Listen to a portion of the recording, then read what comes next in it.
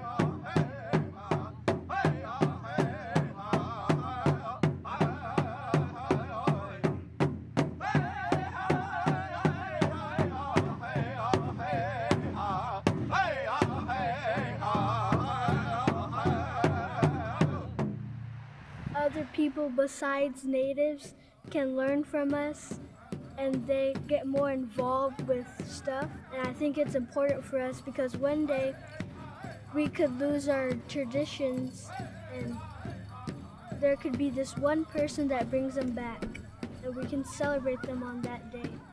Greetings, my name is Ken Kittigwa. I am the Executive Director of HawkQuest. HawkQuest is based in Parker, Colorado. Our mission is to educate the public about birds of prey, or what we call raptors. If that is a new word for you, the word raptor means eagles, hawks, owls, vultures, kites, ospreys, and falcons. HawkQuest has been around since 1986. We are the largest raptor group in the 5-state area in terms of number of people seen on an outreach basis. At HawkQuest, we care for 35 raptors. The raptors that we have are either physically impaired or mentally impaired. They are also known as what we call imprints or imprintation. If that's something new to you, what that means is when a young animal relates to people as their parents. Predators are taught to hunt. These birds never got a chance to do that. Hello everyone, my name is Mick. I've been a volunteer with HawkQuest for over 20 years. And I have to tell you that it never gets old coming over to work with the birds and to bring them to special events. We do often a lot of events for police departments, events for Boy Scouts of America, and we even go up to Estes Park to do the Scottish Rite Festival. We do a lot of things. We get called on to do a lot of things. But you have to know that my favorite event to do is going to the powwows and the Native American events. They're very, very special.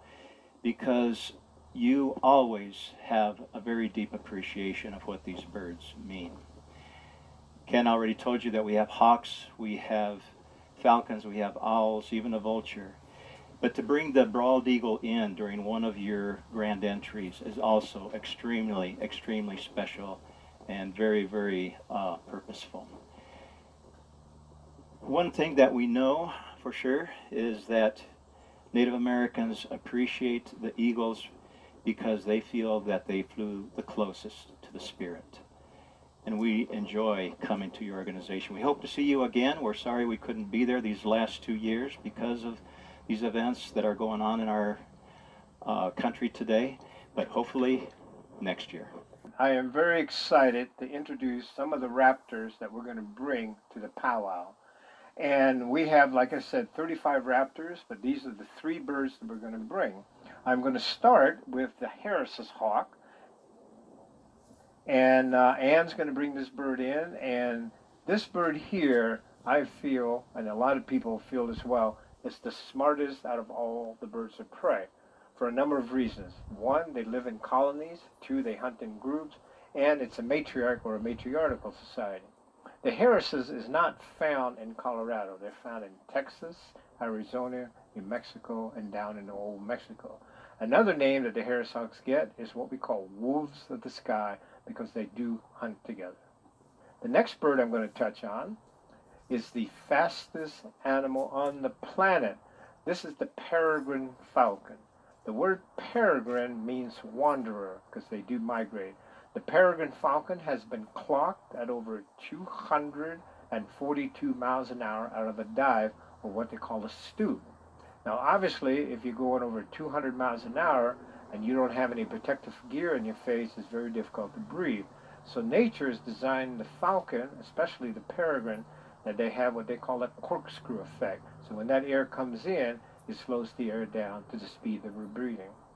This bird here is at one time was on the endangered species list because in the 60s we used a pesticide called DDT and the peregrine numbers really dropped. It would have been sad to lose the fastest animal on the planet. I'm going to get the own here to take the hood off, and you can see that this bird has dark eyes and a dark head. We call that a malar stripe. It works the same way as a football player would grease and makeup underneath their eyes. The next bird that I'm going to bring in, of course, is the one that everybody knows and everybody that just so excited to see this bird up close. This is your national symbol, the bald eagle. The bald eagle gets its name not because it has a bald head. It gets its name because the old English word for white or white face was spelled baldy, B-A-L-D-E. So when the settlers came to this country for the first time and they saw this bird because it wasn't found in Europe, okay, they called it bald because it's the old English word for white. Now Benjamin Franklin wanted to adopt the turkey as our national symbol.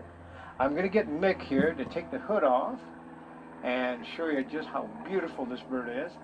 And he's going to rock it back, and this bird has close to a 6.5-foot wingspan. Now at the powwow we have a booth so the patrons can come and see these birds up close after we do the grand entry. So once again I'm going to bring these other birds in and so forth, and I tell you, you can certainly see these birds in films, pictures, but I think it's a lot more exciting to see them up close. I think birds of prey are just phenomenal. Thank you for having us. I hope you enjoyed this. Have a great day. The Powwow Committee asked me to mention something about the Migratory Bird Act of 1918. This is a very important act, and what I'm going to do is I'm going to read it verbatim, okay? The Migratory Bird Treaty Act of 1918 is a United States federal law, first enacted in 1918 to implement the Convention of Protection of Migratory Birds between the United States and Canada. The statute makes this unlawful without a waiver to pursue, hunt, take, capture, kill, or sell nearly 1,100 species of birds listed therein as migratory birds. The statute does not discriminate between live or dead birds and also grant full protection to any bird parts, including feathers, nests, eggs. As of March 2020 update of the list increased the number of species to 1,093.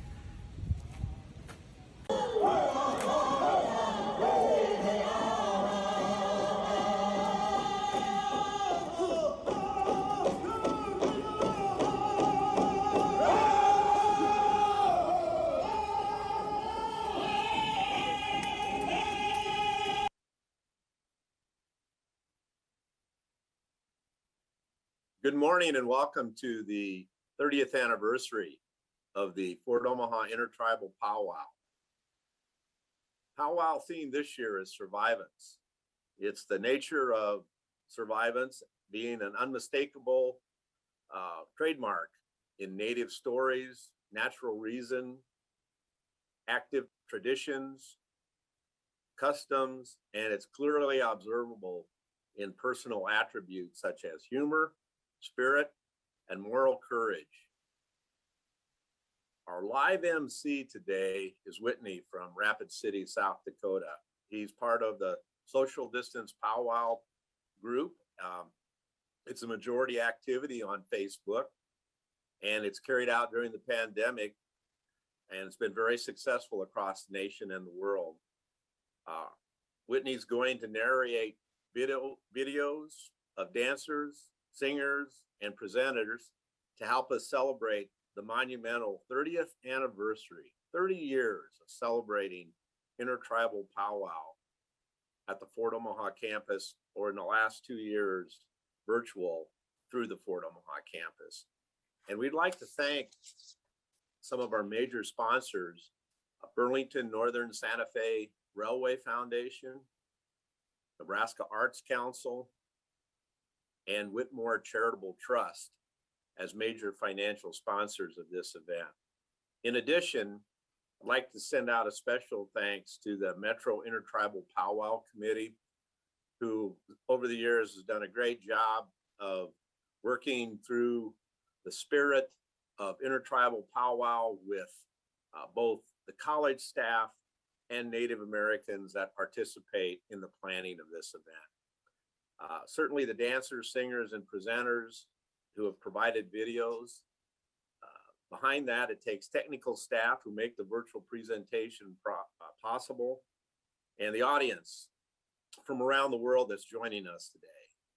It's with sincere thanks that I send this message this afternoon to all and wish you the best. Please enjoy. And I want to say welcome to each and every one of you tuned in on YouTube, on the social media platform there. I invite each and every one of you to stay tuned in. We've got a great lineup here. Welcome to the 30th anniversary. We're virtual this year due to the pandemic, but we've still got some top-notch singers and dancers from across Indian country that are going to be here with us today.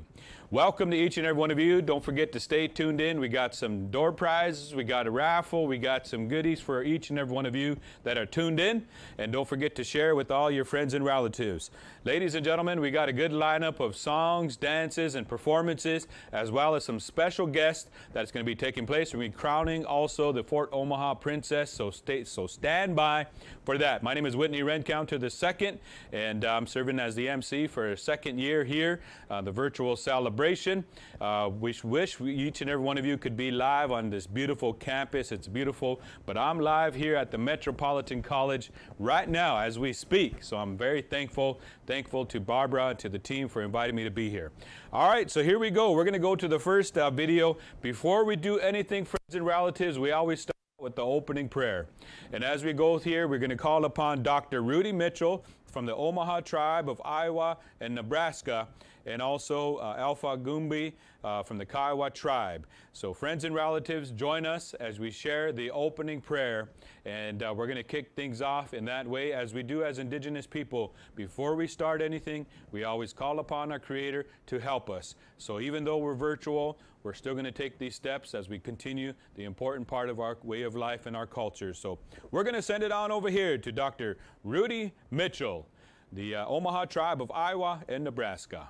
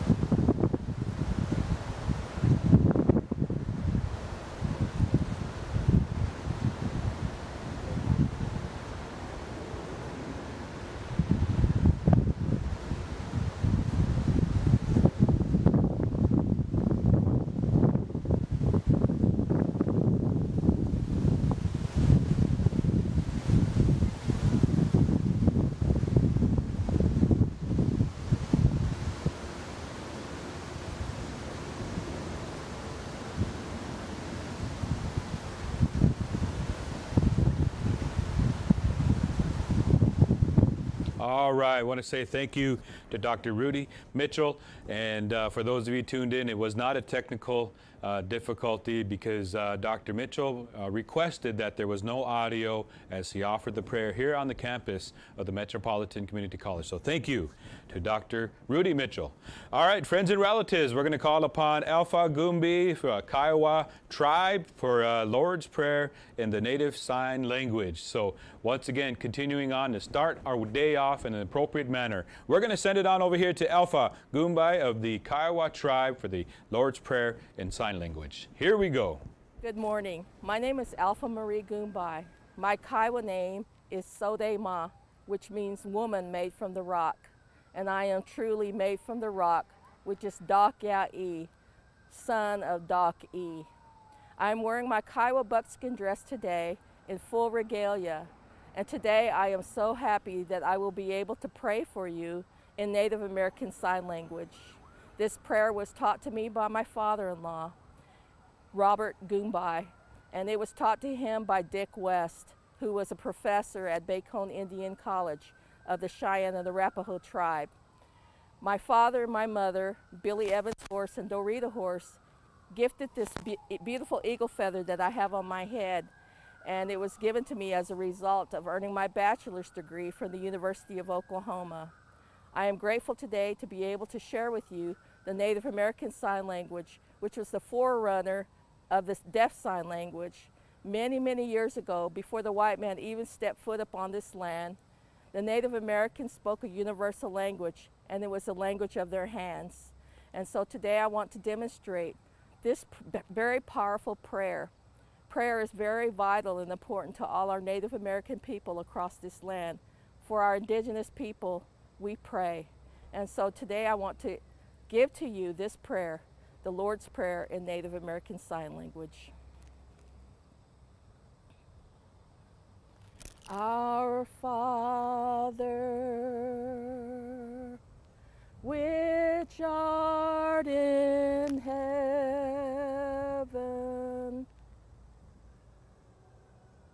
hallowed be thy name.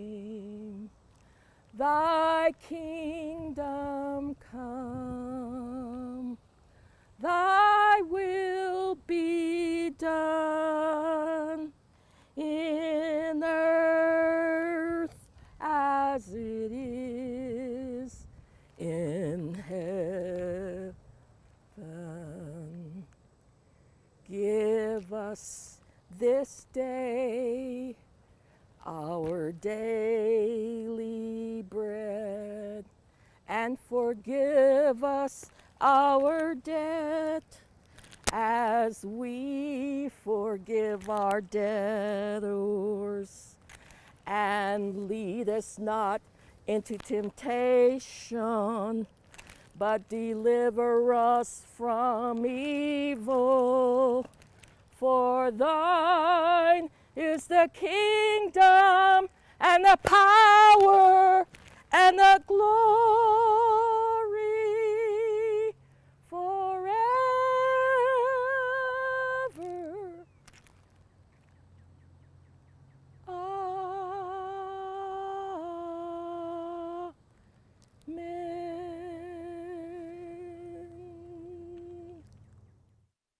All right, we say thank you here to our relatives Alpha and also Dr. Rudy Mitchell, Alpha, the Lord's Prayer in sign language.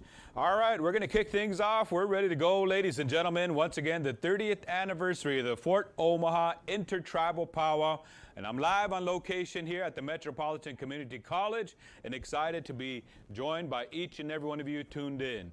Thank you for joining us. Here we go, ladies and gentlemen. We're going to go to a song for the residential school relatives. As we all know, a lot of our relatives have been found in a lot of these residential schools and unmarked graves. So it's a difficult time for our people. So we're going to call upon Elk Soldier Singers to share a song dedicated to those families and those loved ones who lost their lives during the residential school times. And then following that, we're going to call upon the Upstream Singers, ladies and gentlemen, for a memorial song honoring Eugene Papin, Jeanette Clark, and Richard Berea. So friends and relatives, join us. In memorial, join us as we continue to pay tribute. Here we go. Elk Soldier, followed by Upstream Singers.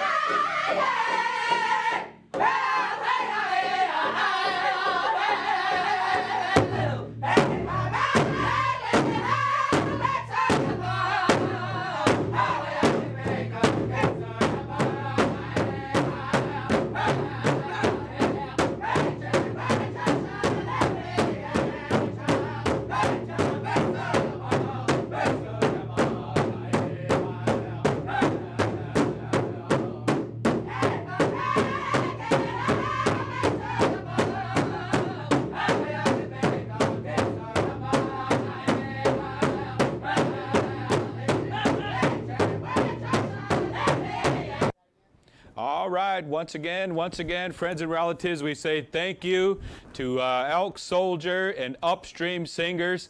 Once again, we have a special message that we're going to share with each and every one of you from Sophia Ford, from the Bad River Band of Ojibwe people from Milwaukee, Wisconsin, the reigning princess for the Fort Omaha Intertribal Powwow. So friends and relatives, here we go. We're going to send it on over here to Sophia for a special message for each and every one of you. Sophia. Nahabaju Nindor Magnadug, Nashnekwen Dishnakaz, Makwendodem, Muskaziving Donjaba, Ojibwe and Ishnabe Kwandao, Made Kwandao. Hello everyone, my spirit name is Nashnekwe, which means when the fog descends to the earth woman. My English name is Sophia Ford. I'm of the Bad River Band of Ojibwe people, but I currently reside in Milwaukee, Wisconsin. I'm 17 years old and I'm the 2020-2021 Miss Fort Omaha Intertribal Powwow Princess. So being the princess this year was definitely a great opportunity. It opened so many new doors for me. I met, numerous people, princesses, workers, teachers. I've been talking with a lot of people too. And it's helped me figure out who I want to become in life. And overall, it was just, I guess, the best experience that I've had as being princess. Although I wasn't able to go to many powwows, I was still able to feel the love from everybody. I was still able to represent my family, my community, the college itself. I was able to express who I am as the princess, my role in the community.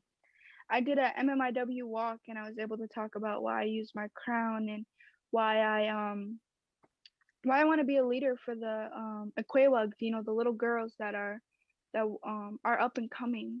And it was just I definitely didn't regret running, and I was nervous at first because who isn't going to be nervous in a pageant, but being able to go out into my community, into different communities, and just say how grateful I am for this title, grateful for the different opportunities that it's given me. It's just a really good feeling overall. I'd like to say Chimigwich for listening to me speak. I'd like to say, sorry to my elders for speaking in front of you, standing up here, and make sure you mask up, stay safe. COVID is on a rise again. So I just want to pray for all our relatives. We'll continue praying for everybody dealing with this. And I just hope everybody stays safe and has a good year. All right, let's give a virtual round of applause to our royalty. Thank you for coming in and giving a special message to all of our guests and our viewers. Here we go on a Saturday, friends and relatives. We're moving right along in this virtual celebration. Next up, we're going to be coming to Grand Entry. We're going to share with you some footage from some of the previous Fort Omaha Intertribal Powwow celebrations. And also, friends and relatives, before we go to Grand Entry, we want to say thank you to BNSF Railway and also the Nebraska Arts Council. Say thank you to the Nebraska Cultural Endowment, Arts and Humanities Livelihood, as well as the Whitmore Charitable Trust for our sponsorship here, as well as the Metropolitan Community College staff and so on. And friends and relatives, it's that time. We're going to go here to Grand Entry and share some footage from the celebration throughout the years. So we're going to cut here to the Fort Omaha Intertribal Powwow footage at this time for the Grand Entry celebration. Ladies and gentlemen, it's a beautiful day. Here we go. Grand Entry time. Take it away. You're on the air.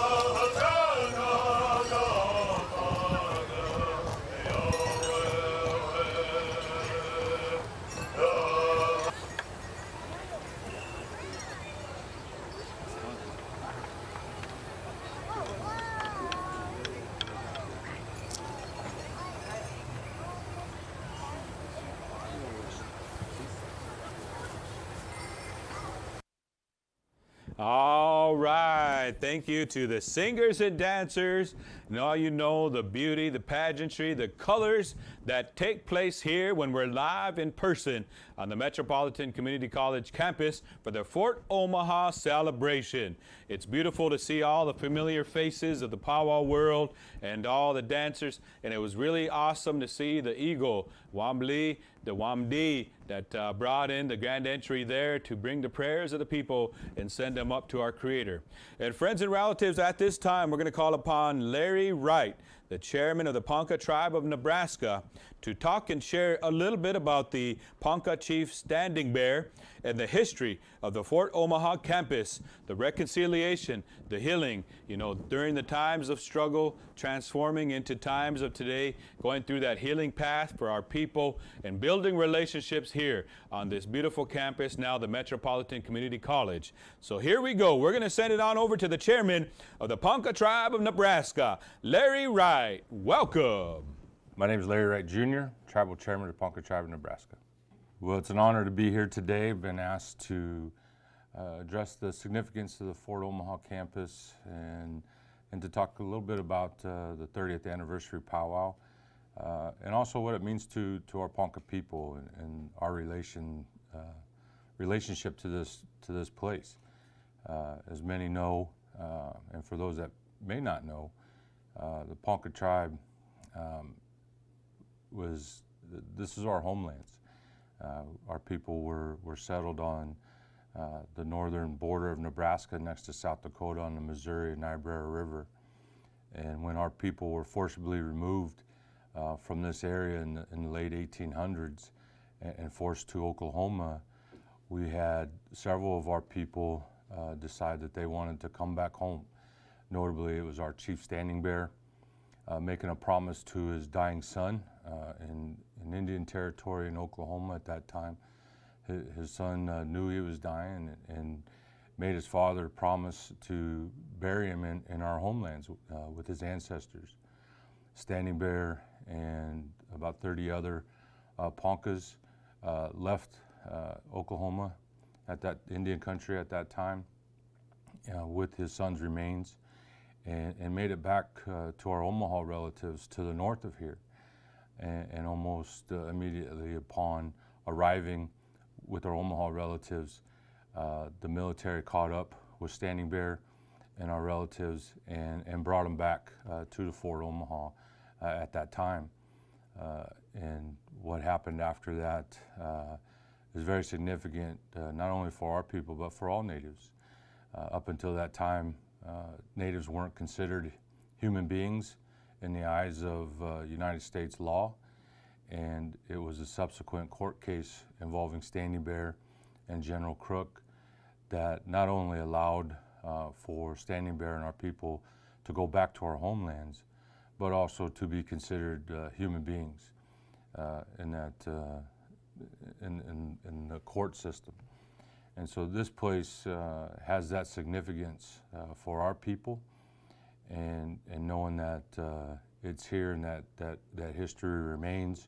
General Crook's quarters that signifies the impact that trial and all those events had on our people.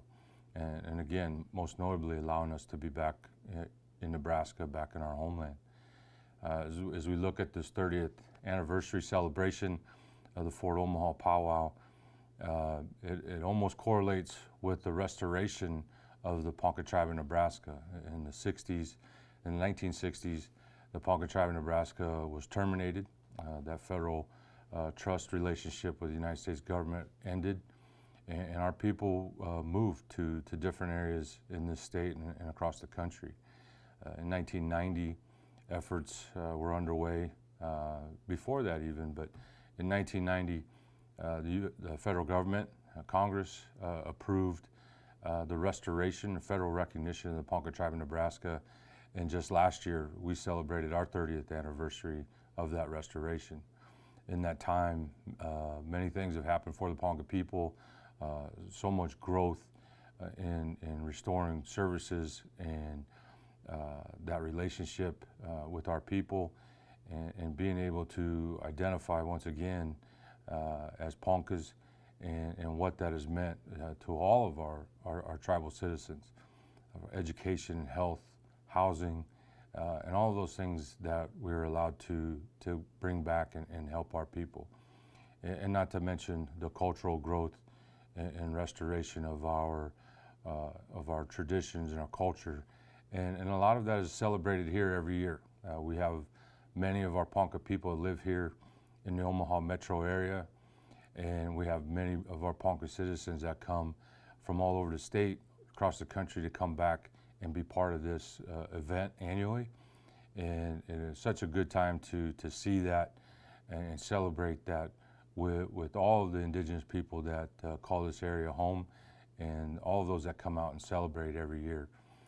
It's always good to be here and see that time of celebration, and it's unfortunate that the last 2 years have brought us to the situation that we're in right now, not being able to come together to celebrate our cultures respectively, to share in that time of that celebration and see family and friends and all of the supporters that are part of this event. And so I know a lot of people are disappointed to not be able to have that time together, but it's also good that events like this are taking place via this virtual format, so that people can still share in that fellowship and feel connected to the campus and still be able to commemorate this 30th anniversary celebration. And so on behalf of the Ponca people and all of those that come here and enjoy this so much, we thank all of those that continue to put this on and try to bring people together to celebrate in whatever way that is possible, so that people can still be safe, see each other, and be part of an event with the importance that this one has.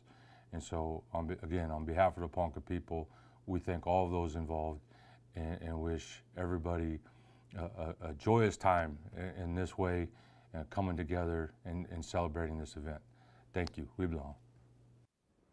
All right, we want to say thank you to Larry Wright, the chair of the Ponca Tribe of Nebraska, for those words and the history here of the Fort Omaha campus. And I also want to give a shout out to the Metropolitan Community College Facility Services people. You know, without your help, this would not be possible. So thank you. And also the technical crew behind the scenes here. We say thank you for helping us to broadcast this live. Next up, friends and relatives, we're going to go to the, from the Ponca, Otto, Missouri relatives here. A shout out from a former princess, Samantha Gallagher. Welcome to the Fort Omaha Intertribal Powwow. Take it away, Samantha. Hey everyone, it's Samantha Gallagher, your 1997-1998 Metropolitan Community College Intertribal Powwow Princess. Here to welcome you to the 2021 Powwow. We hope you enjoy the powwow and all the dancing, and we hope to see you next year in person. All right, thank you, Samantha Gallagher. Round of applause. Thank you for helping us out here today. Next up, ladies and gentlemen, I'd like to introduce to you the head lady dancer, Julia Wolf from the Omaha Nation. We say welcome and thank you. We're going to take it on over here for some comments and a dance, for sharing with each and every one of you. Once again, we're live in the 30th anniversary, the Metropolitan Community College Fort Omaha Intertribal Powwow. Thank you to everyone that has made this possible as we transition. We say welcome to the head lady dancer, Julia Wolf. Take it away, hoka hey. Ewide Wonglide. First, I'd like my elders to forgive me for speaking and staying before you. I want to say thank you for watching the 2000-2001 Metro Community College Powwow. This year I've been asked to be head lady, and I accepted. I want to say thank you to the Powwow committee for asking me. I am Julia Wolf. I come from Omaha, Nebraska. I reside here. I want to say thank you to the Powwow committee for keeping strong with the powwow, continuing all these years. A long time ago, 30 years ago, there was a young lady, Bar Velasquez, that had come across paths with my dad, Howard Wolf, and they have come together and, brainstorm of what they wanted to do and keep keeping tradition alive among the Native American community here in Omaha. And I'm very thankful and very honored that my father had helped with the Powwow Committee. We know one of the originators of this Powwow Committee. And I want to say thank you to Barb and all the staff that had, helped and continuing each year. And every year, when she sees us, she always, that's another thing when I come onto the Powwow grounds, that's the first thing I think of is my dad. And I still, every day I talk to him as if he's still here. All right, Dad, we're going another year. And so I see Barb, with the big smile, here we go. And it's a very big honor. And, it feels like keeping my dad alive as well. So I say thank you, Barb, for continue doing that and your hard work. 'Cause I know it's not easy, getting everything together and, brainstorming what you're going to do for the next year. So I want to say thank you to the Powwow Committee. For the head lady, the role from what I was taught, from, what I've experienced and, what I've learned was, that role of helping, getting the women out in the arena to dance. And, back, I remember my dad saying, when you dance for the people. You dance for the ones that cannot dance, the ones that, maybe have disability, or the ones that, no longer hear you dance for them. So each year, that's definitely something that I do. Me and my family, we look forward to each year. I'm very honored that my uncles, they're still going to this day as well. And with the Young Bucks, that's something I always look forward to, and also meeting new people, making new friends, coming across different other tribes, and, all together with every year that I've gone on, I've noticed not only is the powwow growing, but I'm growing as well. I've met so many people on the way. I've learned from a lot of people that I've come across paths with. So again, thank you. I hope you guys have a good weekend and enjoy the rest of powwow. Thank you.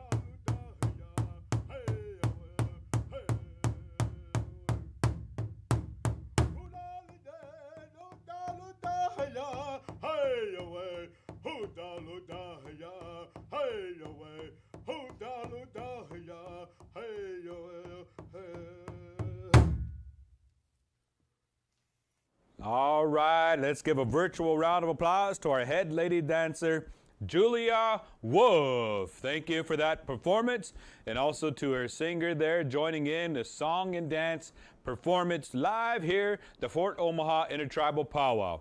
And all of those that are tuned in, all of you, we want to say thank you for tuning in here. And also in the chat, ladies and gentlemen, there is a survey. So friends and relatives, we ask that you complete that survey, and then you'll be automatically put into the drawing that we're going to be giving away some great items, some great gifts. So once again, fill out the survey and enter the drawing. So here we go. Once again, we're going to go here to the significance of powwow dance. Felicia Little Creek from Alabama, Coshada, the Southern Cloth dancer, and then we're going to combine that back to back with the men's fancy demonstration from Great Promise for American Indians in Austin, Texas. So that's our next up. Here we go, ladies and gentlemen. Thank you for joining us here today. It's a beautiful day. Here we go. Take it away, Felicia Little Creek, and also the Great Promise for American Indians. Take it away.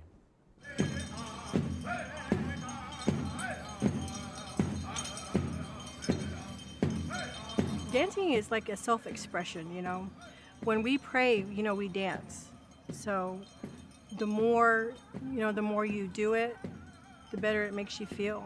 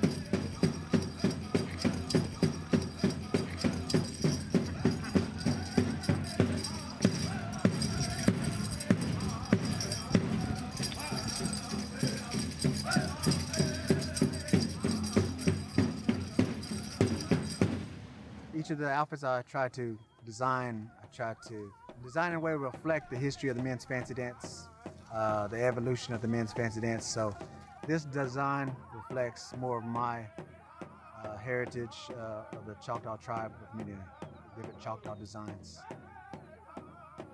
You see on here there's a lot of diamonds. The diamonds are a symbol, reflect the diamondback rattlesnake. You know, a lot of our people are agriculturalists, and so that played a big role in, you know, how we farmed and things like that. So the diamond always represented Choctaw people. The spiral designs or the sun designs that you see within the outfit reflects that as well. All right, we say thank you to Felicia Little Creek, as well as the Great Promise for American Indians, Austin, Texas, for the men's fancy dance. And next up, friends and relatives, we're going to call upon here Sunshine Thomas, a museum director, also Angel Decor Museum, and the Isaac Smith, as well, from the Winnebago Tribe of Nebraska community member. We're going to go here to a Mahik milkweed soap cooking demonstration at this time. Friends and relatives, once again, thank you for joining us. And don't forget to fill out that survey to get into the drawings that we're going to be giving away some great gifts and items. So once again, here we go to the milkweed soap cooking demonstration. First of all, I just wanted to greet each and every one of you with a good feeling here today, and I'm glad that I could share some of this information with you guys. Just wanted to talk a little bit about milkweeds. In our language, in the Ho-Chunk language, called mahij. We used to use that weed, that plant for a lot of different things. And today, one of the things that we're trying to continue to utilize it for is to show some of our young people of how to pick it and how it grows. We used to be able to take that and mix it with several different kinds of meats that were out there, we would be able to get a full belly, a full stomach off of it and make a meal out of it, along with some other berries and some other things that we collect here from earth, from creation. And so a lot of times you can make a lot of it. A lot of our elders, a lot of our old people, they used to be able to make, you hear the common phrase of something out of nothing. And one of those things that they would do is be able to forage for different things, plants and stuff here on creation. And we'd use those in some of the ceremonies, and we'd be able to use those in just our everyday time to eat, whether it was for around lunchtime or breakfast or dinner or those times, or whenever we're hungry, something to snack on. And so as I was a little young boy running around, I always got the opportunity to go out and kind of learn about some of these things with my grandpa. And he would share some of these things with me, and sometimes he would share things with me that I wouldn't think that I would be able to remember or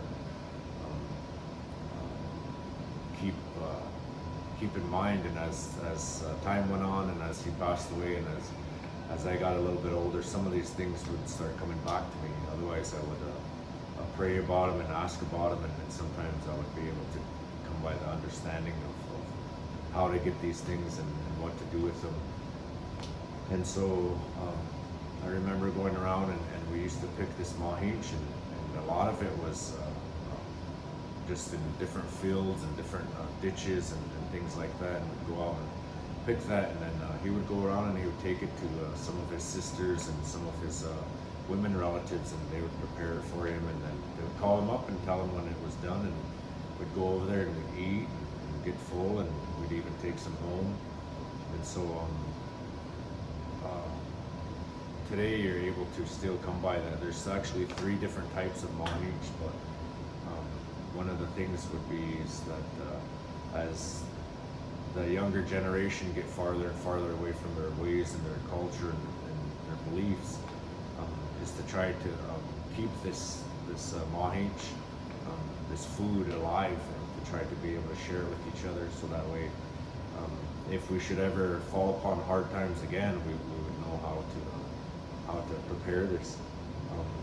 And a lot of the different plants and different things that we have here on creation, they all have spirits. And so some of the things that we would do is we'd be able to connect and through the word of prayer, and we talk to these plants and stuff and kind of utilize them in different fashions and asking them for help.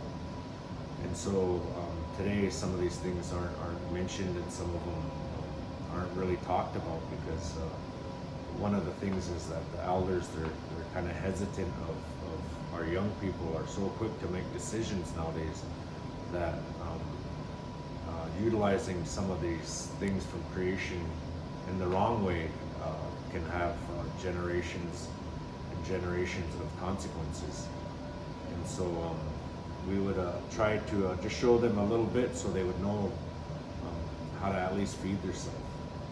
So I wanted to share a little bit of that with you guys, and not going too far into it or anything, but there's a lot of other relatives out there that have different things that were passed on into their families that they would be able to share with you. And I want to encourage each one of you to continue to learn about your tribe, learn about your ways, your culture, your songs, your traditions, all of those things. Those are some of the things that a lot of the non-native people today try to understand and try to find out why it is the way it is today with our belief and our prayers. Those are some of the things that you'll never be able to understand unless you're actually one of us that's a native. So today we have a hard time with that, and I really wish that some of our younger people would be able to see the importance in that, and be able to start picking these things up. And so I wanted to say them kind of things to you, and continue on with your day. Have a good day. Next up, we're going to go to Kevin Locke. a gentleman that has traveled all across the world sharing the hoop dance. So here we go. Kevin Locke, a hoop.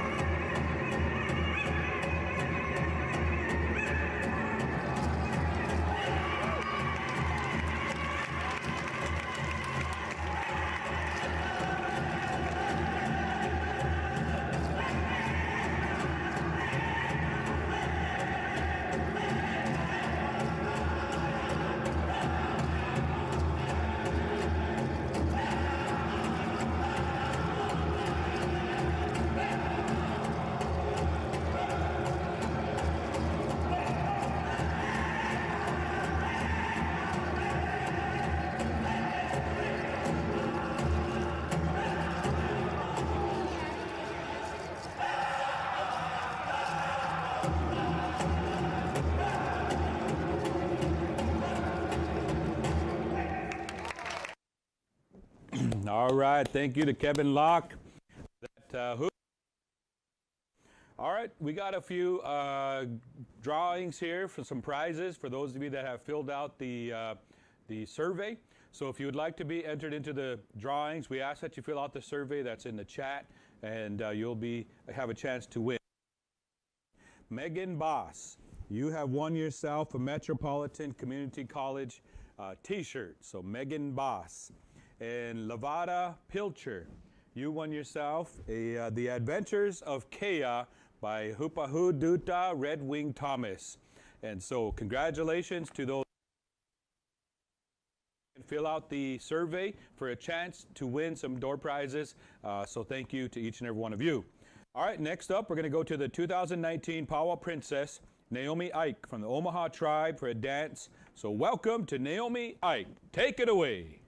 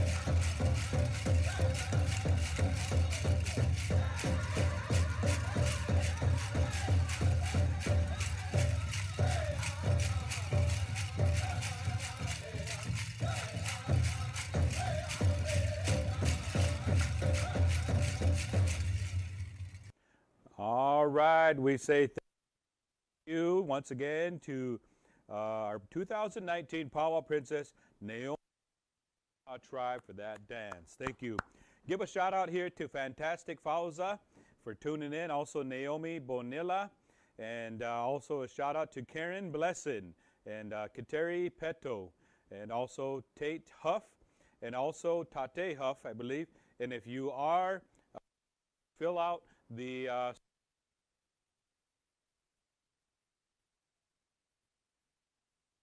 up, friends and relatives, we're going to come on over here to a presentation, a special presentation titled America's First Nation and also the Ireland, a Story of Generosity. We're going to call forth Niam Hamill, PhD Institute for the Study of Abroad, Ireland, also a message for Summer Berea, the first powwow. And so we're going to send it on over for a special presentation. Take it away. Wo-hio, yo-halena.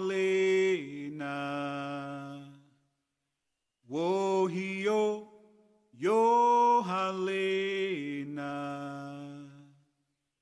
Wohio, yo halena.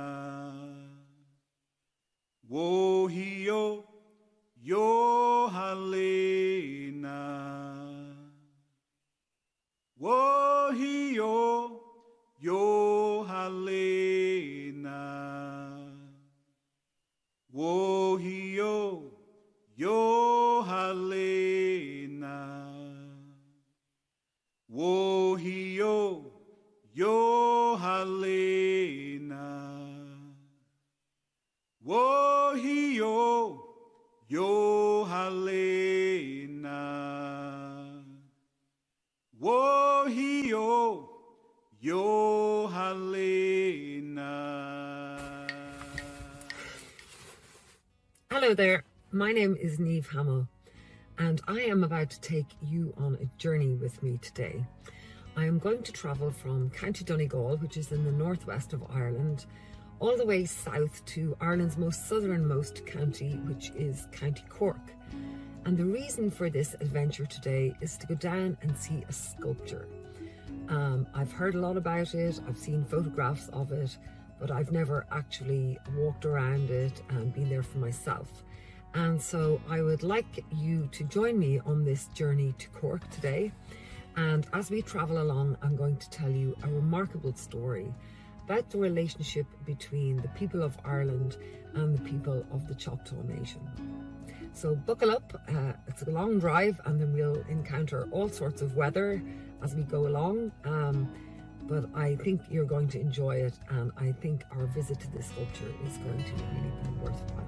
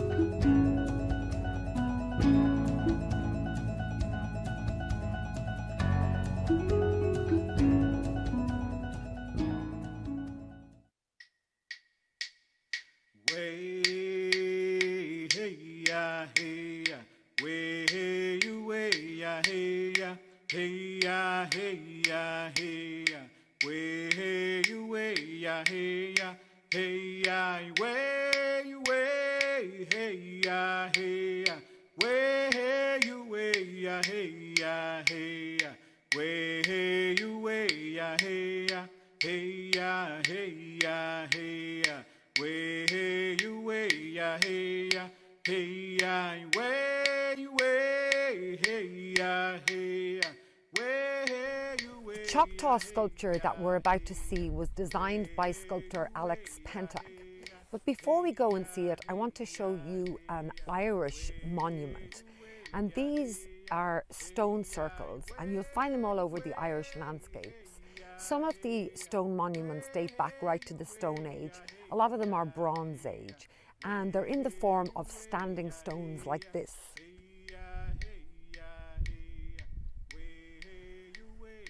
Now, we can't say exactly why the Bronze Age and Stone Age people built them, but we do know that they were a place of ritual, probably a place of burial, and definitely a place of a celebration of nature.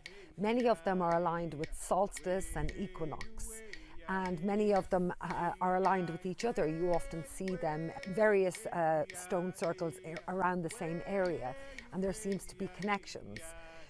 So like the Native American, the ancient Irish were very, very connected to the earth, to the sky, to the forces of nature. And I think that, again, when we look at Alex Pentak's brilliant sculpture, he not only gets the sense of the Native American into it, but also the sense of ancient Ireland. The artwork connects these two civilizations, these two communities, these two ways of life.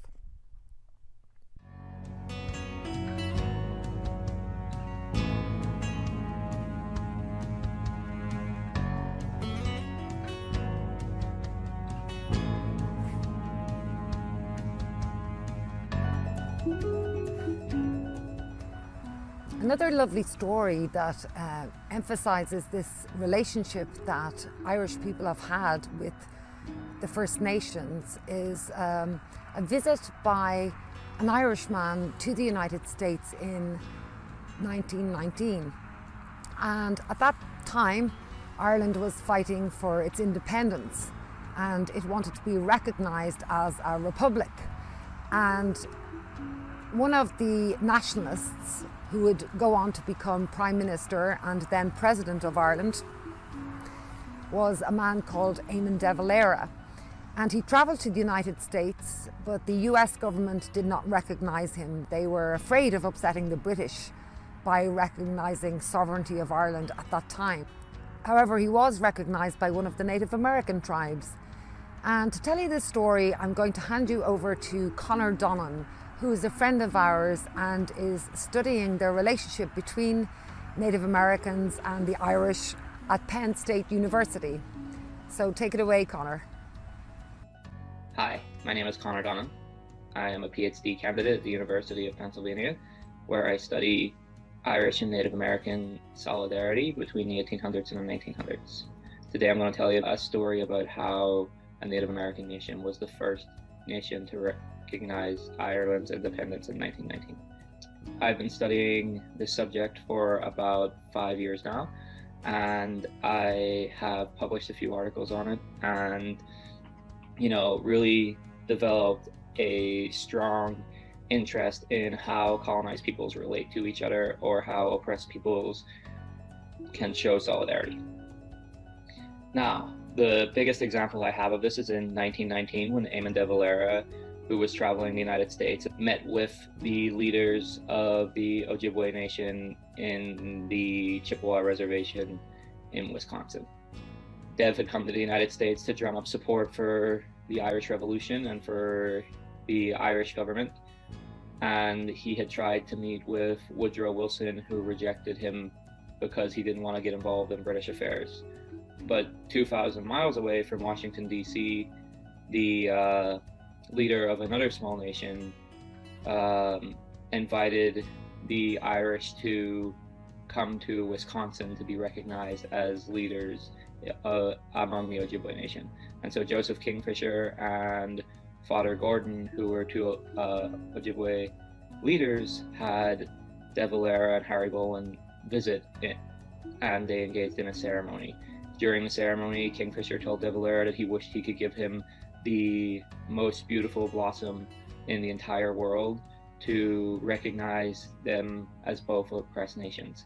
De Valera gave a speech in Irish and in English to highlight his colonial status, and he told Native Americans that while he is a white man, he is not the oppressor that the English were, and that he called Native Americans the truest of all Americans and linked their causes together. Dev was given a headrest and other gifts by the Native Americans, who celebrated with him with a giant ceremony and gave him a Native American name. The meeting had a major impact on De Valera and everyone else who attended. They wrote about it in their diaries. They talked about it for years afterwards.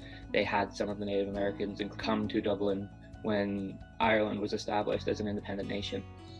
So there was a strong connection there, and most importantly, the Ojibwe became the first people to recognize the Irish as the independent nation that they had quickly started to become. We're now driving through the county of Tipperary, so we're getting there. I also wanted to tell you another story, which is about lacrosse. And this year there was a World Games competition set up because lacrosse is going to be part of the Olympic Games. And so they wanted to set up this trial competition and invite the best lacrosse teams in the world to participate. Now, the Iroquois are a superb lacrosse team. They're about the third best in the world, and lacrosse, of course, is a really important part of the culture. You know, they invented the game, and it's more than just a sport. It is really sort of an integral element of culture. But the horrible thing that happened was that they were deemed ineligible for World Games competition because the Iroquois nation wasn't recognized as an official nation. The Iroquois nation spans the United States and Canada, so there was difficulties with passports and identity. So the powers that be decided not to admit the Iroquois into the World Games, which was really, really horrible and unfair and unwarranted. And their attention was drawn to this by members of the Iroquois nation, and they pointed out how unfair it was. But at that stage, 8 countries had been selected to participate, so they were kind of told there was nothing that could be done about it. However, Ireland, which had been selected, decided to give its place to the Iroquois nation. So they withdrew from the competition and they gave their place to the Iroquois. And the response from the Iroquois people was fantastic. I mean, they didn't want anyone to withdraw, but they really appreciated the gesture. So they had some of their merchandise designed in the Irish colours, in the green, white and gold. This was all over the media here, and a really nice story about, again, this good relationship between First Nations and Irish people.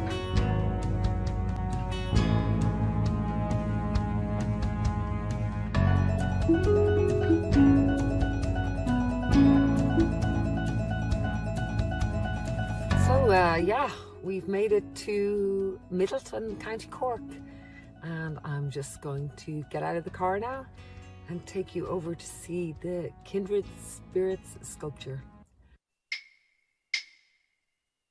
Johan Le, Johan Le, Johan Le, Johan Le, Johan Le, Johan Le.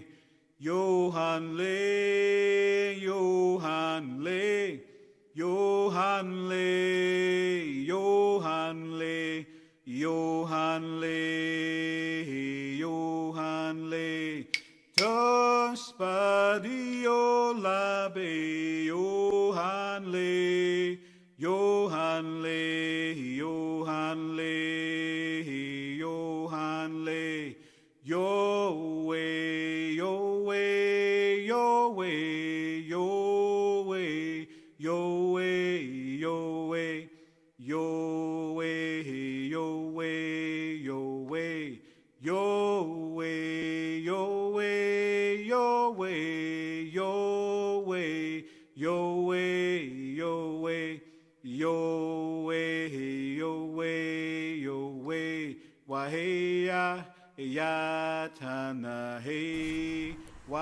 Well, here we are. We made it to Middletown, County Cork, and this beautiful sculpture called Kindred Spirits. And it's constructed from 9 giant eagle feathers, all shaped into an empty bowl. And the name of the sculpture is a local person, a local man called Alex Pentek. He was commissioned to do this beautiful sculpture to remember the gesture of the Choctaw Nation, their donation of $170 in 1847 to the Irish people. And it's such a beautiful, beautiful sculpture that it was well worth the drive all the way from Donegal to Cork to share this with you today.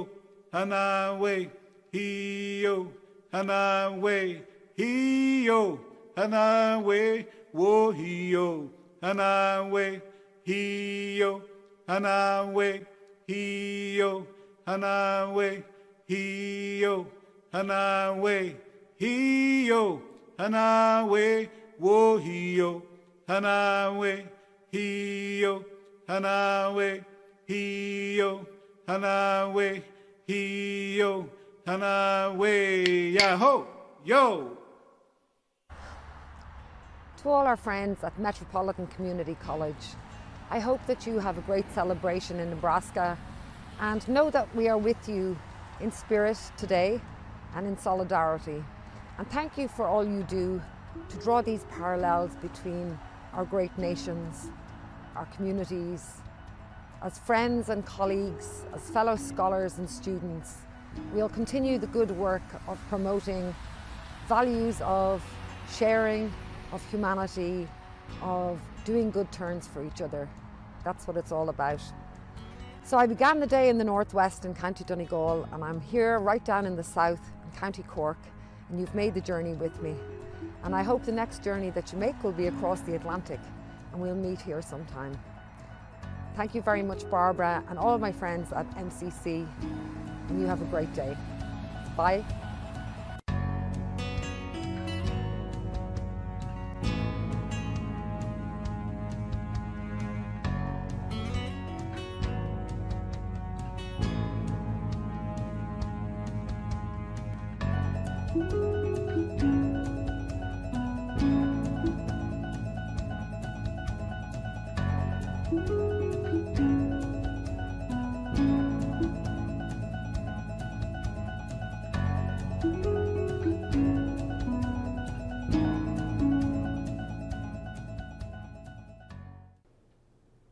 My name is Summer Berea. I come from the Omaha tribe of Nebraska in Iowa. I'm the very first princess of the Metro Community College, and I also am a AA degree associate's graduate also from here. I even got to spend some time while I was in school being able to travel with the International Students Council, and I got to travel to Ireland, and I got to meet different people from Ireland, and how nice they were and grateful they were for us to be over there in their country. I got to experience a lot of things going to their different activities they had for us. They asked us to go to the museum in Ireland, and we went, and that's when I discovered that the Choctaw Native American nation helped out the Irish people when they were going through the potato famine. And when I got to hear the story about that, I was really surprised that, you know, as far as the way we were, we also got to help them. And the money that they received, they helped their families and, you know, be able to feed people in their country because they were dying of starvation. And then as they were telling us the story, I felt really proud at that moment, knowing that my people were there to help others in need when they needed it. And when I got to know the little bit of the history and the people that I seen in Ireland, they were very nice to me, shook my hand after I told them, you know, I come from the Omaha tribe of Nebraska. I go to different stores, and I would see statues and posters of Native Americans hanging on their walls, and I was really proud of that moment, knowing that, you know, I'm in a country where my people chose to help other people in their time of need. So I really felt welcome there, and the people there were really nice to me. They always, you know, came up and shook our hands and introduced themselves as, you know, being a part of Ireland. And I always had the opportunity to tell them why I'm a Native American, because I felt like that was important for them to know at the time. And being there in Ireland, you know, made me feel really welcome. The people there were really kind to me.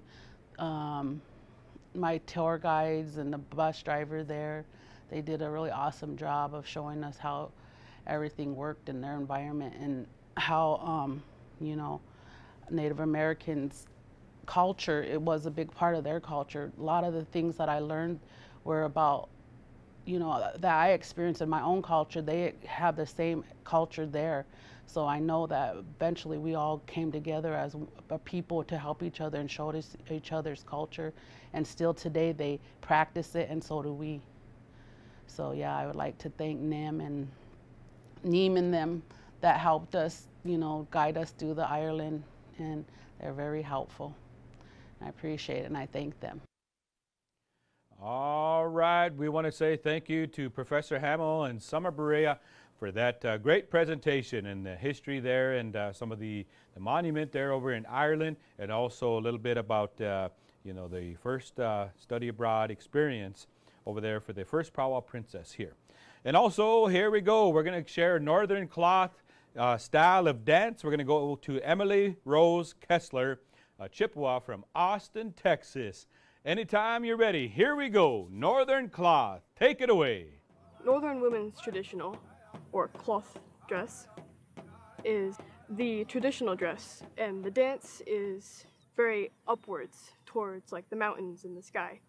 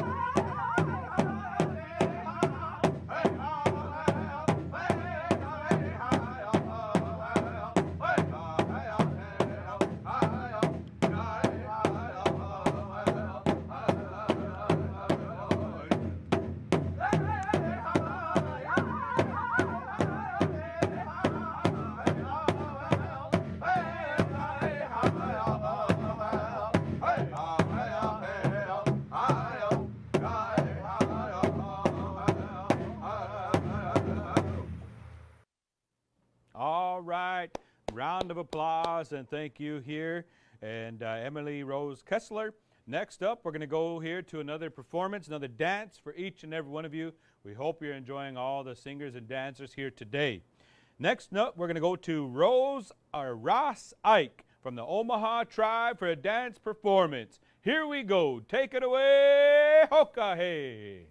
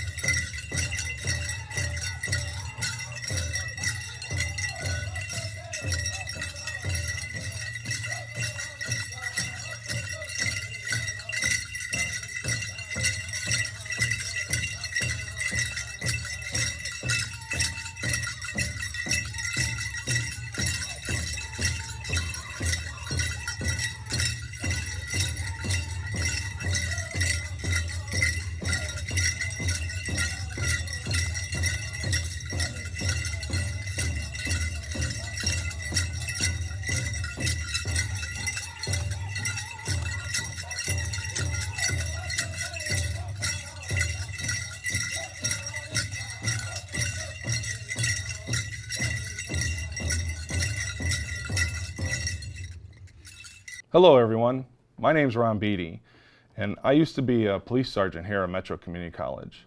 I retired 3 years ago and I moved to the Southwest, but I've been asked to come here and speak to you about the experiences I had, especially with being in a position of head of security when it came to the powwow every year.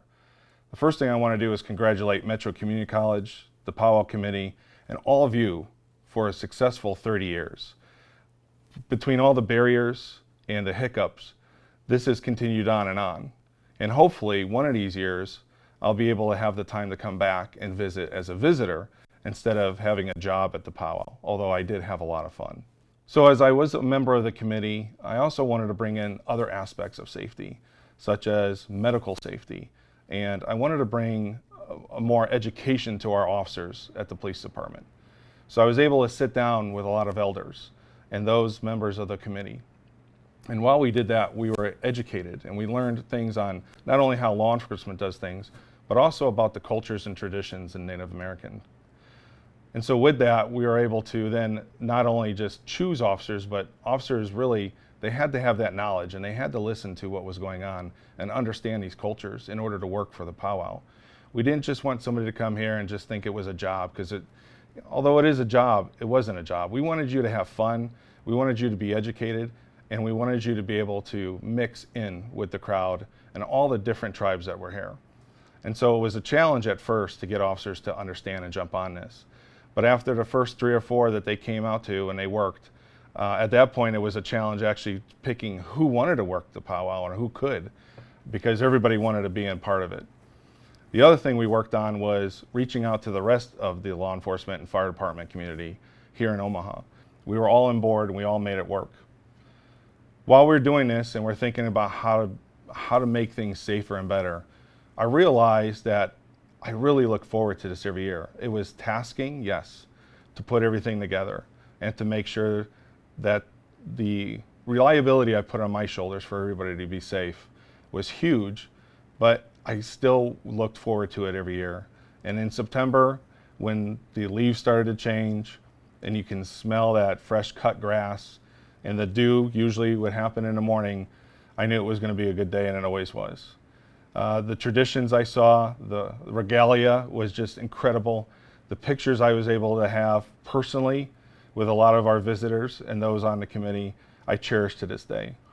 I think the police department also realized that this was something that we can hold on to, and that we also took this as a learning lesson that we were able to adjust and function and work well with the powwow.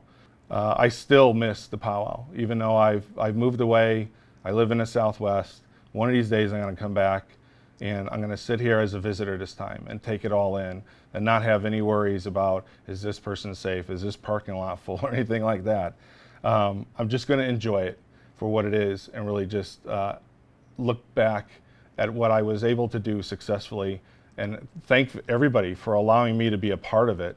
Thank all of you for allowing the police department to be part of this, to help you be safe, and to continue the tradition of the officers and the public and the visitors just being a cohesive unit as one.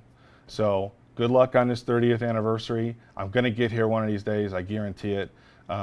Be safe, everybody, and do more good. Thank you. All right, once again, thank you. And for that dance, Ross Ike, I wonder if he's any relation to my good friends Todd and Orlando Ike. So good dancing there, and thank you for that grass dance. Next up, we're going to come down here to the Great Promise for American Indians, Austin, Texas, and share the significance of the drum, the chancheca, to the wachipi, to the powwow, and also the Southern style singing demonstration. So here we go. We're going to send it on here to the Great Promise for American Indians. Take it away. Some of these songs, they have no dates, you know, they go way back, and it represents to a lot of tribes the heartbeat. You know, I hear different types of stories about what drums represent. Some say it represents the heartbeat, others have different stories about it, but the drum is perhaps the most significant part of a powwow. Without a drum, there is no powwow. When they're saying the drum, they're referring to the instrument and all the elements around it, being the singers. So when you say, oh, what drum are you bringing? They're meaning what drum group, what group of singers along with their drum. Some of the bigger powwows you see as many as 12, 14, 16 guys. There are several ways that drums are played. Some of these powwow drums are as small as 22, 20 inches around, where others are as big as 30, 32 inches around by however deep. You see the guys around the drum, and they each have what's called a drumstick. Looks like a mallet is what it looks like, and they're handmade. And then you'll see the lady singers behind. Now you'll see that in the northern style and in the southern style, where the lady singers are called, sometimes they're called canaries, and they really provide that extra element to the singing. So that's sort of what it looks like. They sit around in a circle around the drum, and the women in a half moon behind the drums.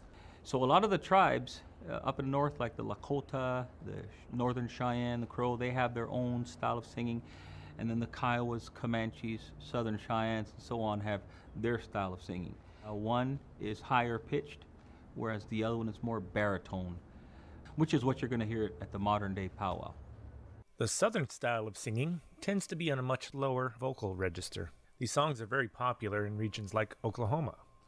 Take a listen and pay attention to the sounds of the voices and the tempo of the drum. It quickens as the song continues.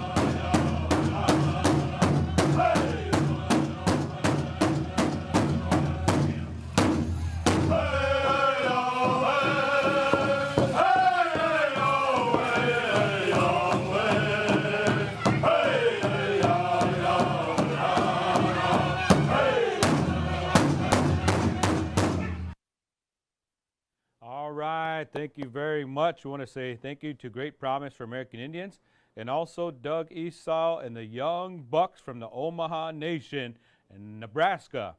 Thank you for that song. We're going to move on here to Alpha Gumbi of the Kiowa Apache tribes, a presentation on Native women and survivance, which is the theme for this year's celebration, once again, the 30th anniversary, the Fort Omaha Intertribal Powwow. So here we go, Alpha. Take it away. You're on the air. Hello, my name is Alpha Marie Gumbi. My Kiowa name, and I am a citizen of the Kiowa tribe of Oklahoma. My Kiowa name is Sodema, and it was given to me by my great-grandmother, who raised my dad and also helped raise my mother in the Kiowa way. And so I was given that name, which means woman made from the rock. My great-grandfather, whose name was William Tenedaw, he raised, him and his wife, Bessie Ianaw Tenedaw, raised my dad. That was their grandma and grandpa, his grandma and grandpa. And we were raised in a powwow circle. We were raised as powwow people, or people of the drum. My dad has composed many songs through his lifetime, and beautiful songs at that drum. And I remember growing up in southwest Oklahoma, behind that drum, sitting behind that drum with my mother. And as soon as we could learn how to walk, we also learned how to dance. And every day in my home, I grew up in a very traditional Kiowa home. And we would have music, all kinds of music.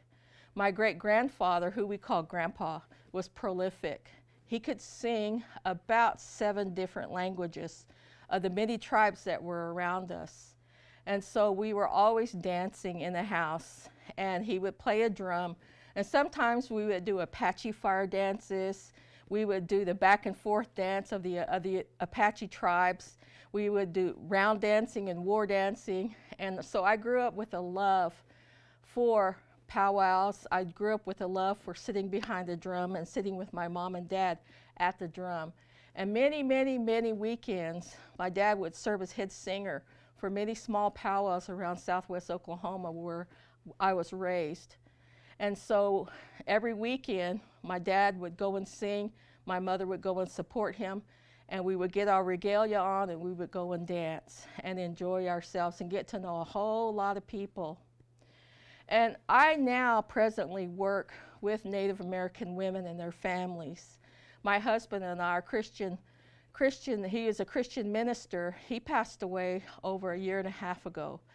And I'm still here today in the great state of Nebraska, working among Nebraska's Native American tribes, mainly with Native American women and children. I've always had very, very strong role models in my lifetime, women and men. And so I was raised in a very traditional home where there was no alcohol. And it was very traditional. We didn't have running water. We didn't have indoor plumbing. And that really teaches you a lot of character and appreciation for when you get it later on. And I'm the first in my family to graduate with a bachelor's degree from the University of Oklahoma, and also receive a master's degree from Midwestern Baptist Theological Seminary in Kansas City. And so because of that, on my regalia, I wore an eagle feather that was given to me by my mom and dad. I'm one of 7 sisters and 4 brothers. I came from a very large family. My mother was raised in the boarding school. She was a true orphan. And so when she was so alone, and she never ever talked about her experiences in that boarding school, but she did learn a few skills that helped us later in life. And one of those was sewing. And I used to watch her sew my dad's regalia. She would sew our regalia for us when we would dance. And so I'm just proud to wear this beautiful dress, well, I think it's beautiful, that I made for myself. And it was a result of having a friendship with a dear Ponca sister. The Ponca tribe here that resides here in Nebraska have many wonderful members. And so she granted me the permission to wear this summer garment made of cotton, and it's called a camp dress.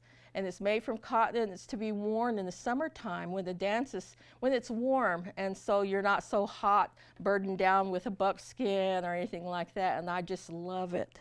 And the pendant I'm wearing is beaded. This comes from Cherokee, North Carolina, a young lady who makes her living from beadwork. Had this online, and I saw it, and I just loved it because the yellow rose reminded me of my mother. Yellow was her favorite color, and though we could never afford to give her a rose, actually I didn't know what a rose was until I grew up and saw one, but we had wild yellow flowers growing all over the countryside in southwest Oklahoma where I grew up, and so we kids would go and pick our mom flowers, and so yellow was her favorite color. Yellow flowers were her favorite. And so it's really neat for me to be able to wear yellow. It reminds me of my mother. And she was Apache. She was from the Apache tribe of Oklahoma. And she married my dad just out of boarding school. And my dad is Kiowa, and that's how we were raised.